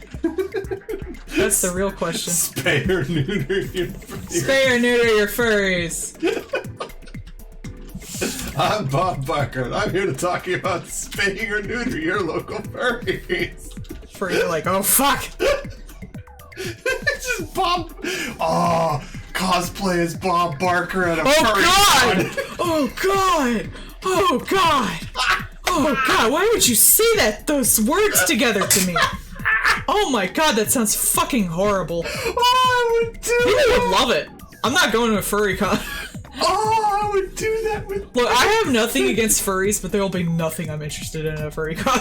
Just standing out front, like across the street, staring at them with that little, like, you know, the little, like, lollipop microphone that he You always carry had. a sign that says spay and neuter your pets.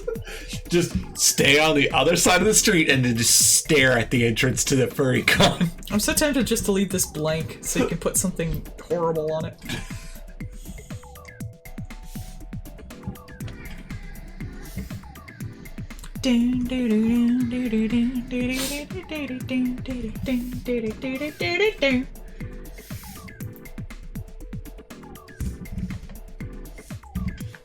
Sounds like one of them Splatoon songs. You mean Japanese? She said that to me. Who? You! Did I? Yes! Oh, I'm sorry. There was a song that I was like, it has like a really great vibe. It sounds like a Splatoon song, and you're like, do you mean the Japanese I think song? I meant J-pop. But you were just like, you mean the Japanese song that sounds like a Japanese song? And I was like, Their song does sound very much Japanese. yes, but rude. But they speak like Squidlish or whatever.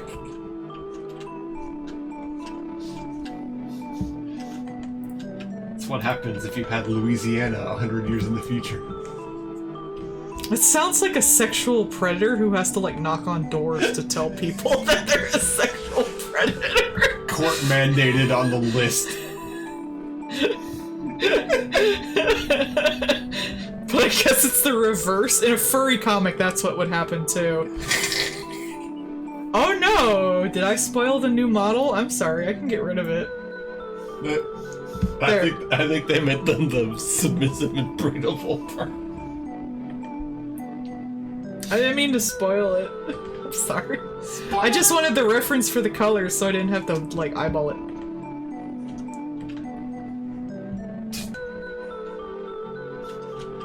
I like the old one better because it was easier to draw. That's my only gripe. Kitty's gonna be like, too bad, you do it. No, I'm joking.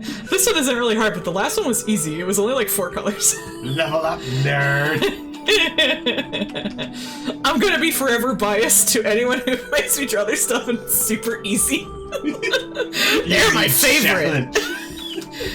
Shh, shh. You're my favorite. Kitty over here, like, put on the weighted compression gloves.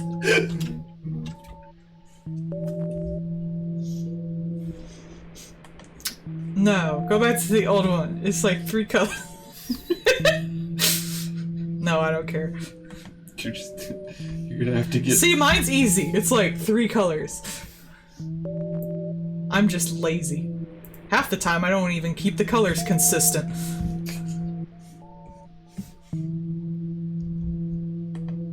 What is it? Oh, there's just Borger. Man, how dare! Like the Discord, like, one notification symbol. Yes, objectively. Is that why Core is your favorite? That's why I progressively hate Doom. No, Core ruined it when he made me draw Beavis and Butthead shit. I now hate him forever, and I will never forgive him. That's just how the world works. I mean, one of your challenge ones is always that purple tiefling that has the stitches and stuff on him. I think my favorite is my husband, because look how stupid and easy to draw he is. I mean, That's because I designed him. You created that little redesign, and I really like that. And Do you want me to draw that, honey? Yeah, but you keep shitting on yourself about it. I thought it was really good. I don't think it's all that good. I thought it was great. She did a Muppet like a Jim Henson redesign. I like your character. stupid little hand puppet. I thought it was really cool. It was really neat, guys. She made it like a Jim Henson style redesign of my character. I thought it was really cool. And she was like, no, it's terrible. I don't like it.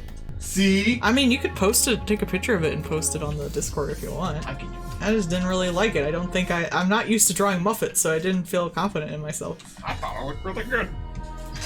The puppet person, said, wow, this really is good. Kirby 64. Hey, I got the vibe. you're a vibe. I feel like it's not up to my standards. And like I said, when I feel like I can do better, I usually, don't do it till I have found that vibe. Put it in the gym. I'm gonna go delete it. Wooed. There, I have put it in the genre. I thought she did a really good job with it. I thought it was really cute. I do appreciate that this doesn't have, ginormous boobs, though. Hey, So many have just the hugest boobs. more hunker. I have nothing against boobs, but I like to draw other sizes. Yeah. We talked about that, because it really does look like it's just, generic titty.jpg that you could just slap onto the design. I like tiny titties. Because some of them are so out of place. They don't look right to the model at all. So it feels like they just, threw a little sticky glob. You know, like those things you get from the quarter machine? You just, plap it on the wall? Titties are what our good followers, right? Throws titties on model. I usually look at people who look really, interesting and unique, personally. Mm-hmm. You know, they have, some effort and, uniqueness to the design, no matter how good or bad it looks. Though none of them really look bad. I'm not gonna say that. Well, one of Minerva's friends, Redclaw. His normal human model design is pretty cool, has a nice mustache, and good color palette. And then, he has an alt mode that's just a fucking T-Rex with his same color palette. See, I think that's fun. Yeah. Yeah, small titties. Woo! Small titty supremacy. That's You're gonna kind of be the new squishing thing. them together here, so they're a little on show. Yeah, you gotta put the arms together. You gotta give it a little. That's not the thing I want.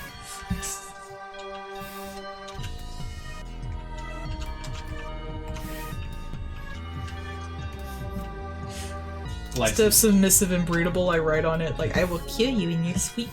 License says not neutered. Ah!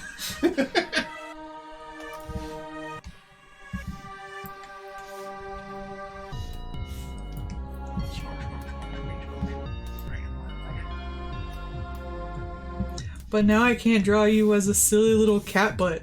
I mean, you can. You objectively still and can.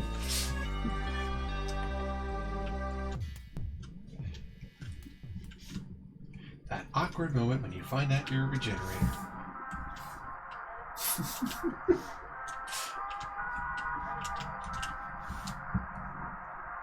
That Wolverine healing factor when you get your appendix out.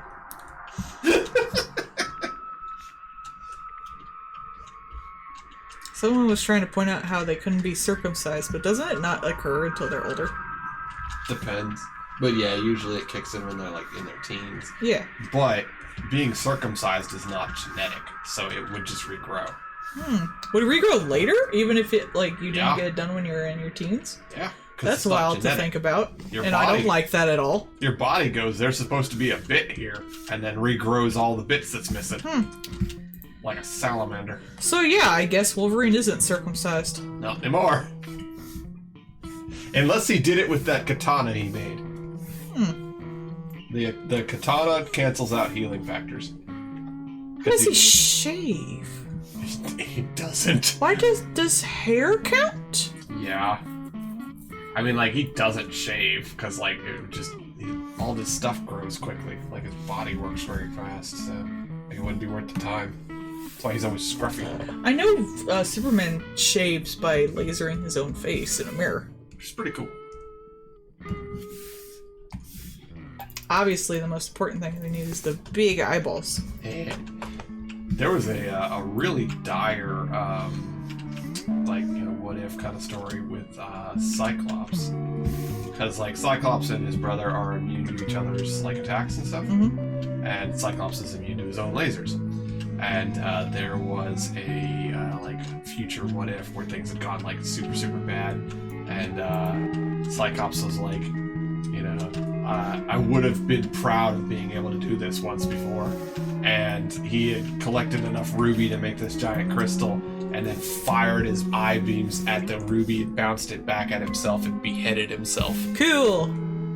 Because he was finally powerful and skilled enough to be able to take himself out. And it's like, damn! Nice. Like, that's dark as shit. Anyways. Anyway. Like,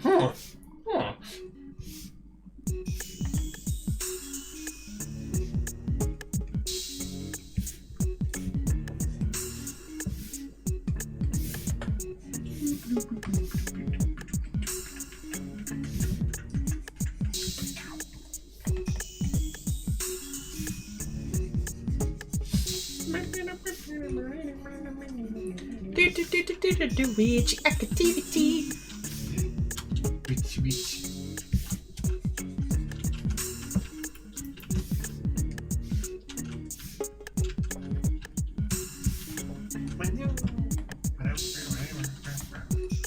Big googly eyes.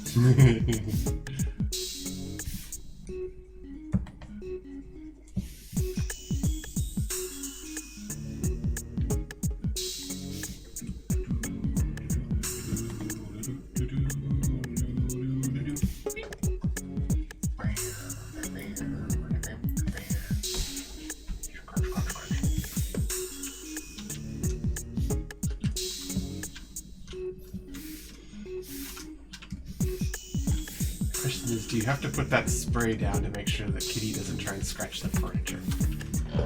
Yes. Figuring out the deep Kitty lore here. Deep Kitty lore.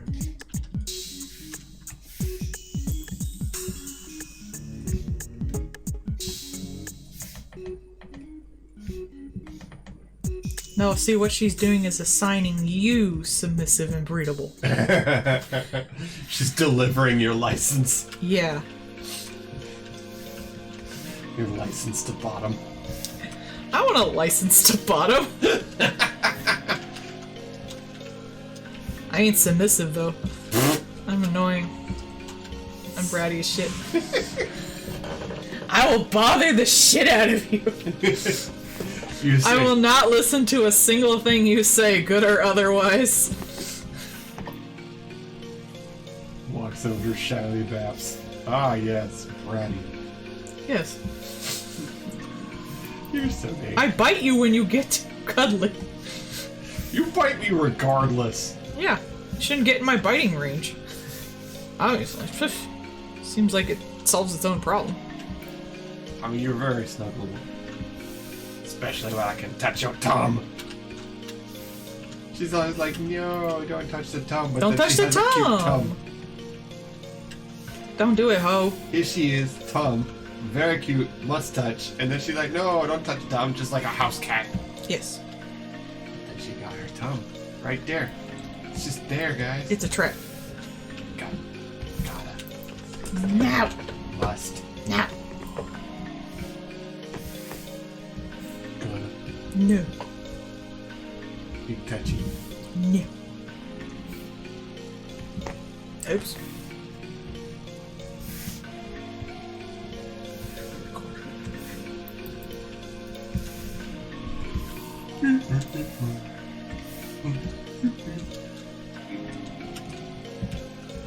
Great, everyone's gonna be horny. And they're gonna, like, I'm gonna be the artist and I'm gonna get all the horny comments. Yes. I gotta know everyone who wants to fuck Kitty. That is kind of funny when I draw a sexy piece. I'm like, half of me is proud. Other half thinks y'all some thirsty bitches. Get y'all a glass of water, cause here you go, you thirsty bitches. Summons thirst. No, it's always in good fun. Honestly, I think of your art as like a horny flashbang. Thank you, sweetie. You just see who you get every time you toss one out. Who wants a goblin over a teacup? Yeah, that one was apparently really well received. Yeah. Honestly, I didn't even think it was that sexy. I thought my sexiness wasn't even that good on that one. I tried my best, though. No, says the audience. The audience is a bunch of horny fuckers. Yes.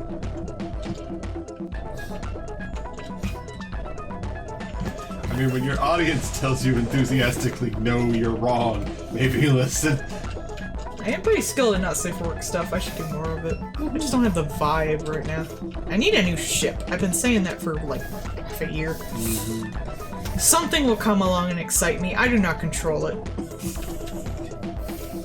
You do not control the holy. I do not. No, I never. If I could control what triggered my fandom obsession, I would have such an easier time. If I even knew what to look for. But some shit just hits. I have no choice in the matter. I mean, you liked Spy X, but everything was already given to you with Well, Spy X. I like Spy X, but there's not enough, conflict for me to really, like, get into the shipping. Yeah, I don't really have a ship in that. Well, I ship, like, Miles and Gwen because they're cute, but they're like kids. I'm not gonna, like, draw a smut of them or something like that. Miguel and the Lego. That is a funny one. That is objectively hilarious. I might draw something for that eventually. I have been wanting to draw Miguel. Usually if I really get into something, I need a ship. Because I'm a big romantic. Oh, you should see the new movie. It's very good. I won't spoil nothing. No. Miguel does not fuck a Lego. That's just fan art. There's a lot of fandom for that. I mean, it's objectively hilarious, but... It's really good, yeah. Not sure what brought it about. Funny, though. It's fucking funny. It's fucking funny. I still think it weird that, like, out of all the merch, the one that we got, like, the really nice merch for was the Cyborg Spider-Woman. That is weird. Maybe it's just, our store is weird. No, I mean, like, that's just, like, in general, like, the real nice, fancy figure was Cyborg Spider-Woman. I don't know, man. I guess it just really did well in, like, the preview commercials or something. They're like, fuck it, make merch of it. Yeah, they probably like, boys will buy this because it looks like a action figure. I guess. That's usually where it goes, unfortunately. I mean, we had Peter Parked Car real fast. Like, that was real early. And that was I don't like this song. It's the only song in this specific one I don't like. There we go. I like the stupid crap. I'm a big fan of stupid crap. Alright. It is one of the best anime movies, I think, ever. I could argue it is the best. That is subjective. It is definitely the most ambitious, and I'm a huge anime movie fan. When I was younger, I wanted to be an animator. It was just like the story beats and the pacing for it, and realistically, like, Yeah, the fact that it was like two hours Two plus. Yeah. Like, it was like 2 hours and I think like 14 minutes or something like that. And I was worried because I get antsy after a while. Just sitting, like, I'm antsy right now, just sitting here for the stream. And I was like, no, because I know, like, if they did a good job on this, I am not even gonna notice and the time is gonna fly by, and it really did. Yeah. It was just fun. It wasn't, like, exhausting because it wasn't just, like, constant stuff. It was allowed to, like, just go at its own pace and I was take their amazed. time. Yeah, I was amazed at the characters got, like, the main ones. And I was listening to Mother's Basement about this. But the basic premise is that you more or less know every spider's basic problems, and like what they're scared of, what's happened to them, their trauma and stuff, so you can basically like fanfic through it. Like, you know how like in dirty fanfics they're like, let you get to all the character development is in the canon so you can get to the good shit faster? Yeah. That's kind of what they had plot-wise in here. It's not about their history, because you know their history. You already know what probably happened to them, more or less. The things they've had to deal with. What matters is how each individual one reacted to it. That's the only difference between them. So you can kind of just fast forward through any of the, like, here is the plot, here's what I do, da-da-da-da-da. Because you have that quick intro, it's like, I'm so-and-so, and I do this, and this is my place. Here's what makes my place different. You don't need to know that much about it, because it's basically the same as everyone else. You only need to know what's different. Right. And that's what makes it so easy to get in so many characters. The only thing that's important is what makes them different. You already know, you know, their basic plot line, you just need to know what changed. It worked out really well. Like the spider cowboy. Why does the horse need a mask? But yeah, like, we wanted to keep it non-spoiler because you really should go see it. It's super good. I think even if you have spoilers, like, it's still a great movie to see either way. Yeah. I'm someone who doesn't really care about spoilers, though, so maybe that's just me being biased. But it was fun. Like, it was super fun. I think even if I described every moment in that movie to you straight, like, from the top, I think it would still be entertaining as fuck to go see. Yeah.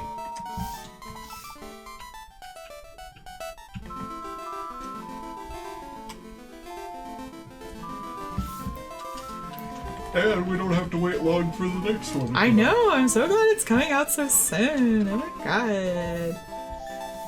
Since they knew that they were gonna they knew that they should make it into 2 movies to make sure that they can have the pace they want. Yeah. And not have it be just a monumental task to sit through.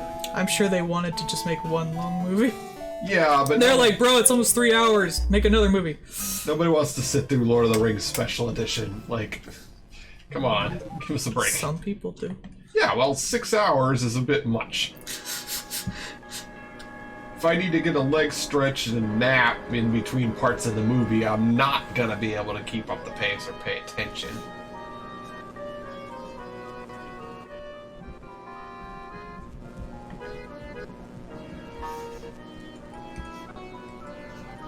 I think they could pull it off, though.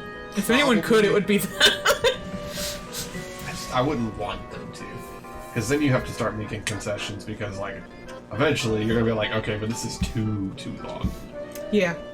I'm really surprised they got away with as much as they did. I mean, in part they did, like, they learned a lot from doing the first one and they were able to make it easier on themselves for the second, so... Which probably means the third is gonna be super cool to watch. Yeah. I worried about the writer's strike, but apparently they already had this all together before it, so yeah. that's good. Like, obviously, like, I would prefer the writers get, you know, the money they deserve and all that. But the only reason I go to see the Spider-Verse movies is because they just feel like a bunch of creative people just given full reign of whatever they want to do, more or less. It just feels like a celebration of, like, writers, artists, designers, all that stuff. And if it didn't feel like that, I wouldn't want to see it, no matter how well it's done. Yeah. that's what appeals to me with the Spider-Verse. That's why I got so excited about the first one. I was like, oh wow, this actually feels like a bunch of people came together and really cared about a piece of media they did and were left alone to do the best they could without any oversight that fucks everything up like every other damn Marvel movie. Yeah. It's like, oh my god, this is so great. I feel like the love put into this, and I wouldn't want to see it if it wasn't for that. You know, I want to say that Sony is starting to learn their lesson, but I know that's not true because Morbius. Mm-hmm. So, like, some people in Sony are learning their lesson. Like, Venom, you know... Venom did so good because they just left it alone. Yeah, Venom was solid. Venom 2, he literally just went and, hey, I know what they want, just let us do it and it'll be good. I'm gonna give the gays everything they want. And they did, and they made a shit ton of money. And giving Spider-Man over to Marvel and just letting it be handled by someone who actually wants to handle it and not just cram everything in all at once to do the Marvel without the Marvel, they made a shit ton of money. And like, every time they let people just shut up and do their thing, they make a shit ton of money, and they're starting to figure it out. But they're also an old Japanese company, so Morbius happened. That was objectively that's funny, really like a problem with movies today anyway, is I really do believe it's the oversight. Yeah. Like, obviously some people are going to be bad at writing movies in general. Like, some movies are just going to suck. Period. Mm-hmm. You can't have good movies without bad movies. But I do feel like a lot of the major problems, I think this with like the Disney remakes, I think this with the Marvel movies, is a bunch of businessmen doing a bunch of oversight. Yeah. And getting in the way of what could have been a better product, just in general. Maybe it wouldn't have been a great product. Maybe it would have been the best product, but they fucked it up either way. Yeah. That is my personal opinion. And I'm not entirely wrong in that with a lot of things. No, and I think like that is literally why Morbius got them losing tons of money twice. Yeah. Because they were like, oh, well, do people like the superhero movies, and people like David Tennant, so we should just put him in a superhero movie. That'll make us a bunch of money. Poor David Tennant. And then it didn't, and then they were like, oh, but see, it's trending now, and all these people are talking about it. We just didn't let it sit long enough for David Tennant to make us a bunch of money in the superhero. and then lost them shit ton of money twice. So maybe they're learning their lesson, but not very quickly.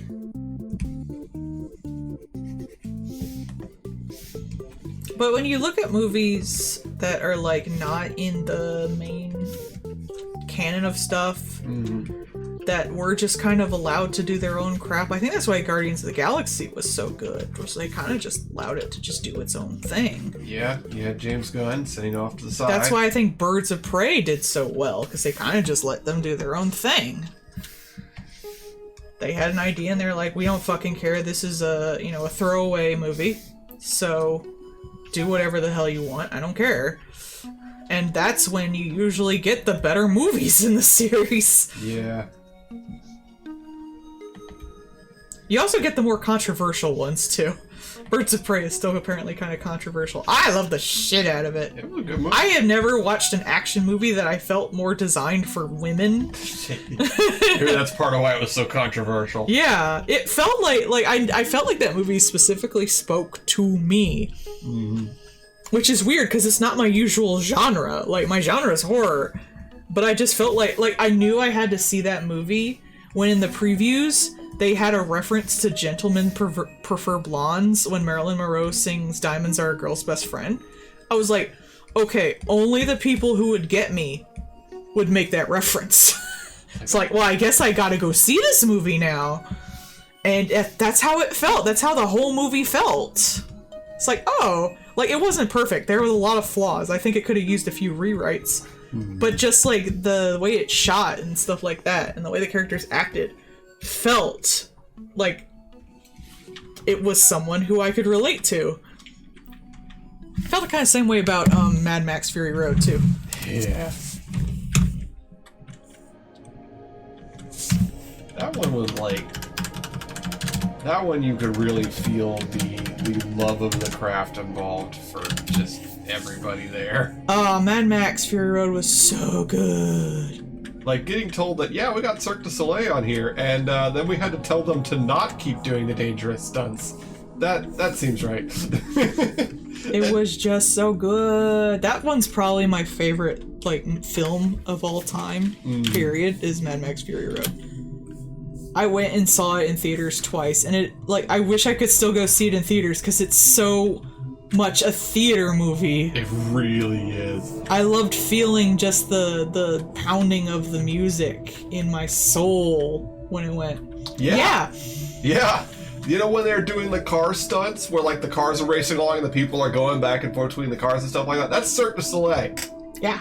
And they did a great job. I love how practical it was. I love the physicality of all the cars and stuff like that. It's so great. And that's the thing, like, they were told, yeah, we could do this, like, we could do some special effects stuff and do it also, and they were just like, or we could physically do it. And then they did, and they're like, okay, but stop that. Because, like, they were more than happy to do objectively really dangerous shit because they wanted to be there. I think that really, you can kind of feel that in a movie. Mm-hmm. Like, I feel that a lot in Del Toro's movies. That's why I love to see his movies. Like, you can kind of feel the love for what they're making. And I think no matter what a movie's genre or theme or anything like that is, if you do have that vibe in it, it'll probably appeal to me. Very jealous. I hope you did get to go see that. That always seems like it'd be neat to see in person. Very weird, but in a fun way. They tour sometimes. I think they toured here once. Mm-hmm. Alright, she's officially submissive and breedable. What's in this layer? Oh, it's the cat. Alright, last one. Now I want to do the ceiling cat. You're gonna do the ceiling tile?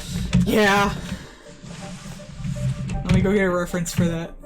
Here is my license. Says the cat is a hat.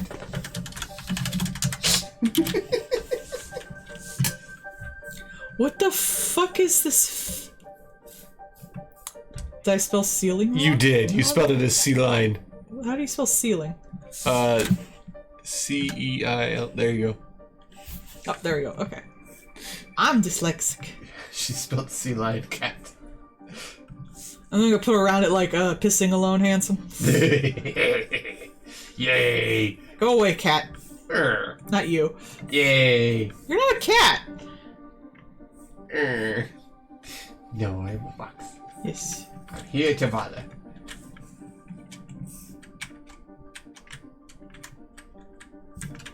Oh, I can use this reference.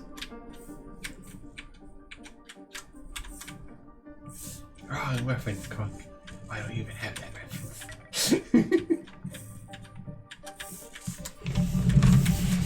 Hey. Yes. Cat butt.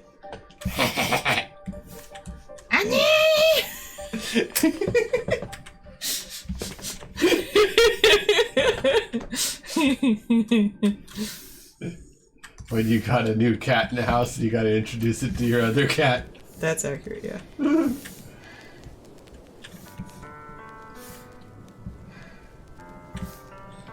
I like that it looks like you just dropped Nebula to see if she'd land on her feet. Yes.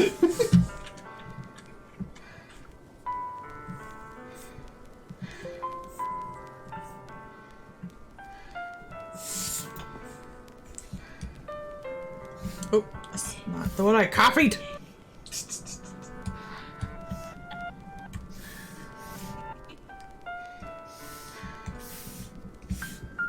There we go. I want ceiling cat. Why do I have so many cat girls? Why do I have so many tieflings? They like tieflings, all come in packs.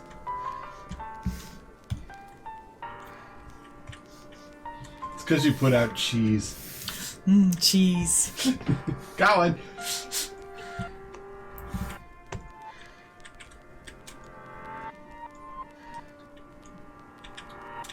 am a white bitch.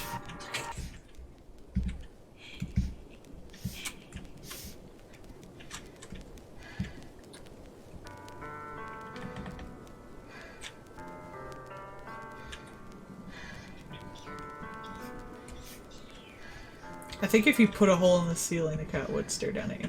Oh yeah, absolutely. You don't even have a cat, but there's a hole. There's a cat. It's not my cat. This cardboard box ain't big enough for the two of us.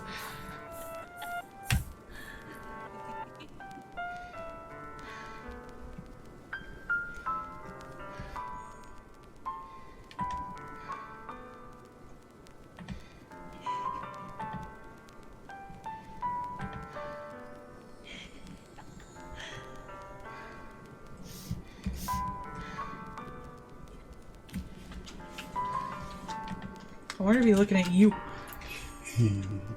Stare.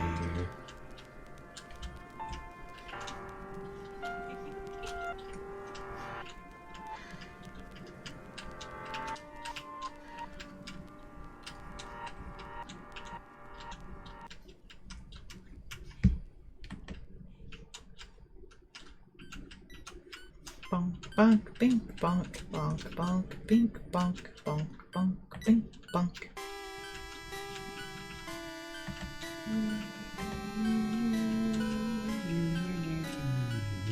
Pokemon should put out a horror game. Hey.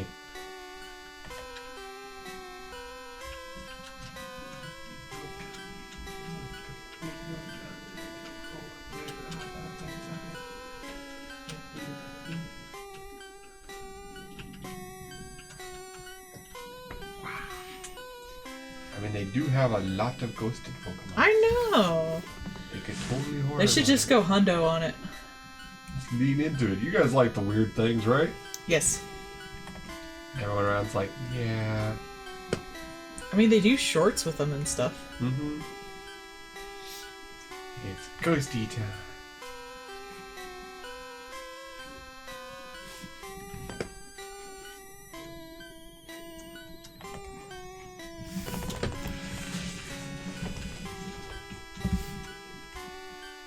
I'm gonna do one just staring, and then I'm gonna do one as the pissing alone handsome. Hey. Since this one is kind of small. Piss alone, handsome.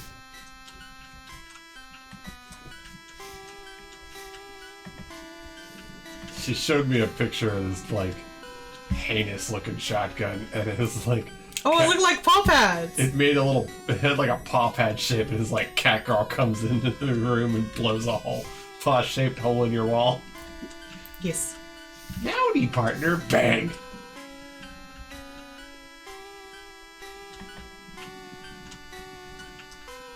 Just looks like something one of the cats in Monster Hunter would have, really. Yes! Hundo.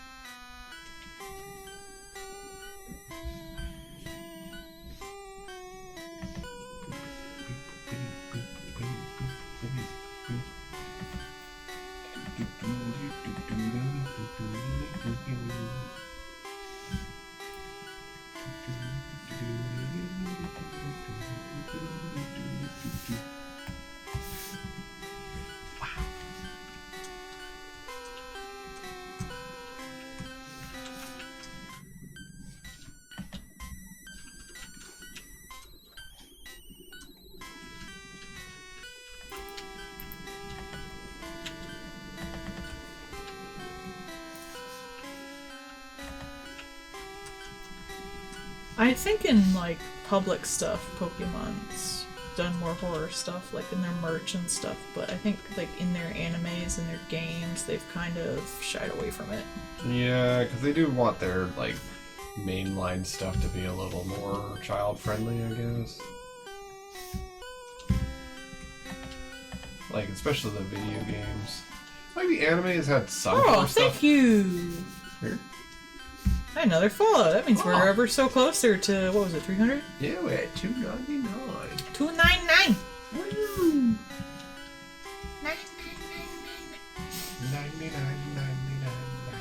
99 Ziegler Ballons.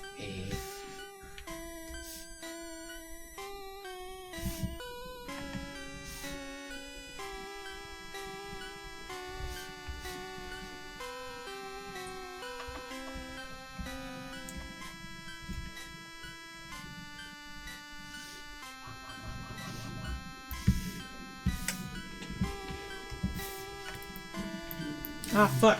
No, wait, her eyes are gold. I remember. I was like, what color are her eyes? Bitch.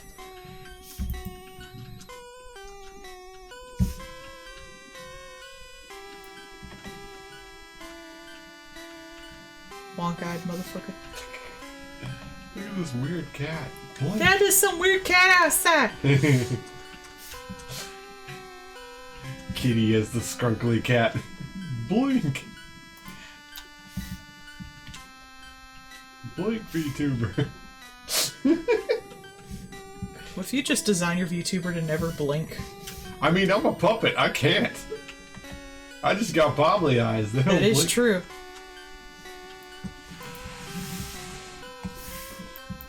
One day I'm gonna secretly figure out how to turn on blink and just have it happen. I mean, I can Freak make you everybody some out. eyelids. I, Some Muppets do have eyelids. not for the bobbly eyed one. True. I guess, Cookie Monster doesn't blink. Cookie Monster never blinks. Cookie Monster is a predator. He has forward-facing eyes. No, he has eyes on the top of his head. True. They're sitting on top of his head. He's a snail. Well, cookies can't exactly run, so... Yeah. God. I tell y'all people everything. True facts about the Muppet. That'd be a fun one. He should do that.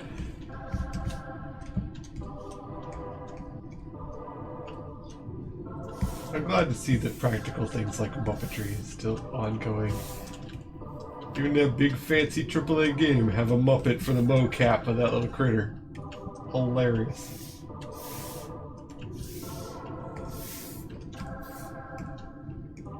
Ceiling Nebula's looking at the cat butt from the ceiling. Stare. Lasers.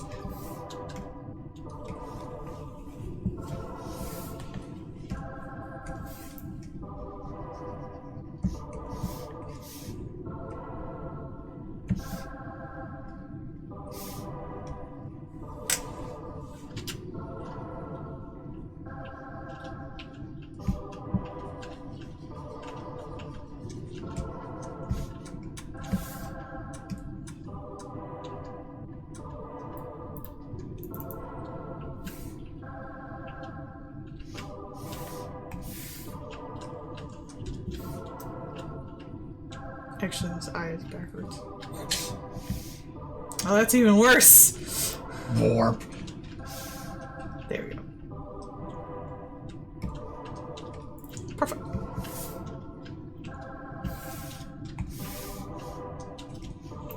Just fill in the black void behind her. The empty space behind the eyes. No, behind her in the ceiling. The fuck are you talking about? Neat. What? I could make a PNG texture on the edge. Oh, so you could just stick her to anything? No, I mean so it would look like a fake PNG.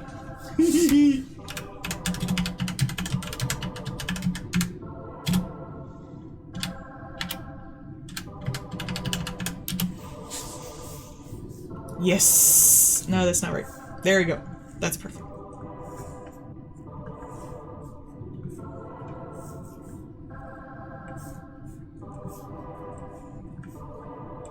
Though I guess I could have just made the background transparent and just screenshot that. Oh my god! Send her that! Beautiful. That's fucking funny.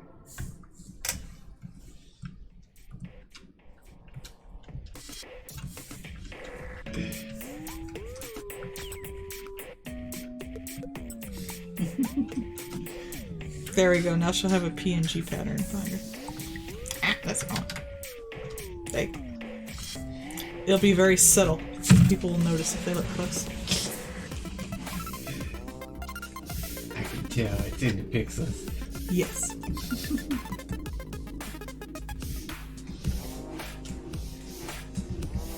JPEG alone handsome. JPEG alone, handsome.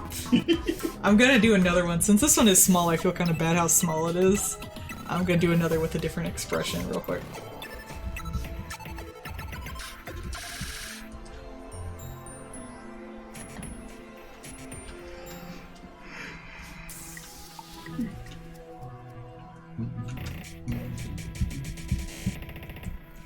And yet I still hit 4 hours. Oh my god, they were doing fireworks till like midnight last night. Yeah. Like Juneteenth is Monday. And now they're starting them up again. You're gonna run out of fireworks. Yeah, we're running out of fireworks. We can't just get rid of fireworks. Well, at least you don't have to go to work tomorrow now. Yeah. That's what I was worried about. I didn't want you to be woken up because you gotta go to work.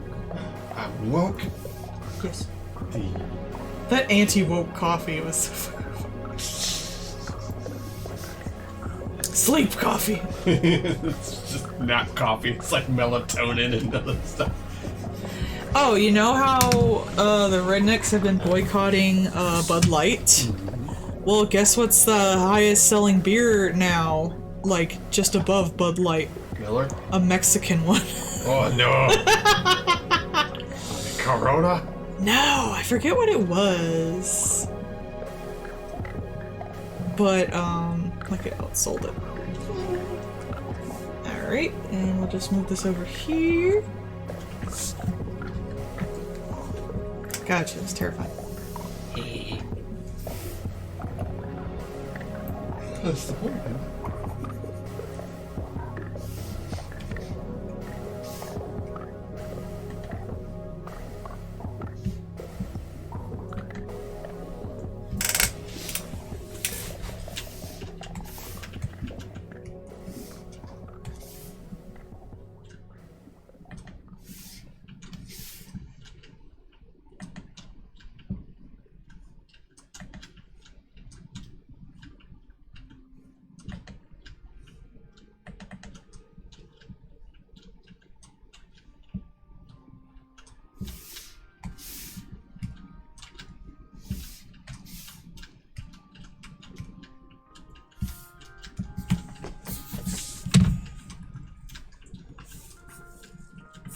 Ceiling cat is watching you piss. Bothers you, bothers you, bothers you, bothers you, bothers you. It's like cat Dio, but instead of like woo dada, it's like bother, bother, bother. Yes.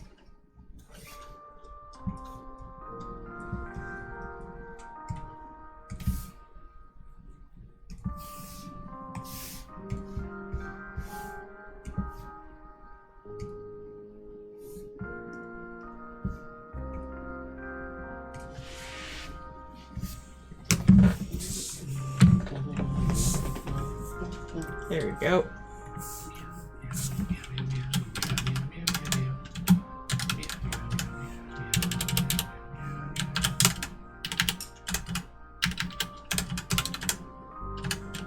Handsome has an E, right?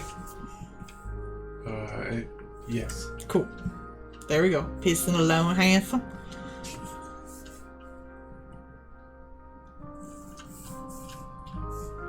That was entirely necessary and I had to add it.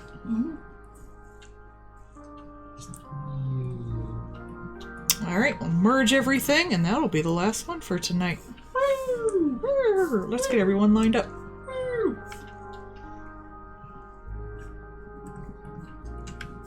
Here they all are. Ta-da! Ta-da! So beautiful. Much art.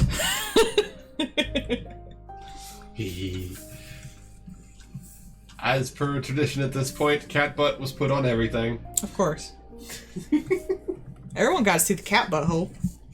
How else would you know there's a cat butthole? Try cat butthole. Okay, I was listening to a thing about toxic fandoms today. And they mentioned the Warrior Cats fandom. Apparently someone did an animation for the Warrior Cats. And apparently, during this animation, there was like a 3-second shot that included one of the cat's balls. Because it's a wild fucking cat. Of course it has balls. Of course, makes sense. And people, like, called that person, like, a pervert and a pedophile. What? Because they showed cat balls. Why? Which made me kind of laugh, because I know for a fact that I have seen little purses of cat butts with little balls. Because cat balls are kind of cute. Like in a lot of anime and stuff, it's like he cat balls go cat by. balls. It's like it's hilarious. It's just funny. Cat balls are kind of cute. They got a little butt and they got a little ball stick. It's adorable. They're just a little animal. Who cares? Why y'all being weird? But apparently they got fucking harassed over that. Of course. Because there's 3 seconds of a cat's balls. Meanwhile, that movie Cats, we know that there's definitively like a one with cat buttholes and stuff. I know! Look, cats show you their balls and butthole all the time. It's just how cats be do. Ain't nothing sexual about it. It's an animal. They just do that. They just do that. They just do that.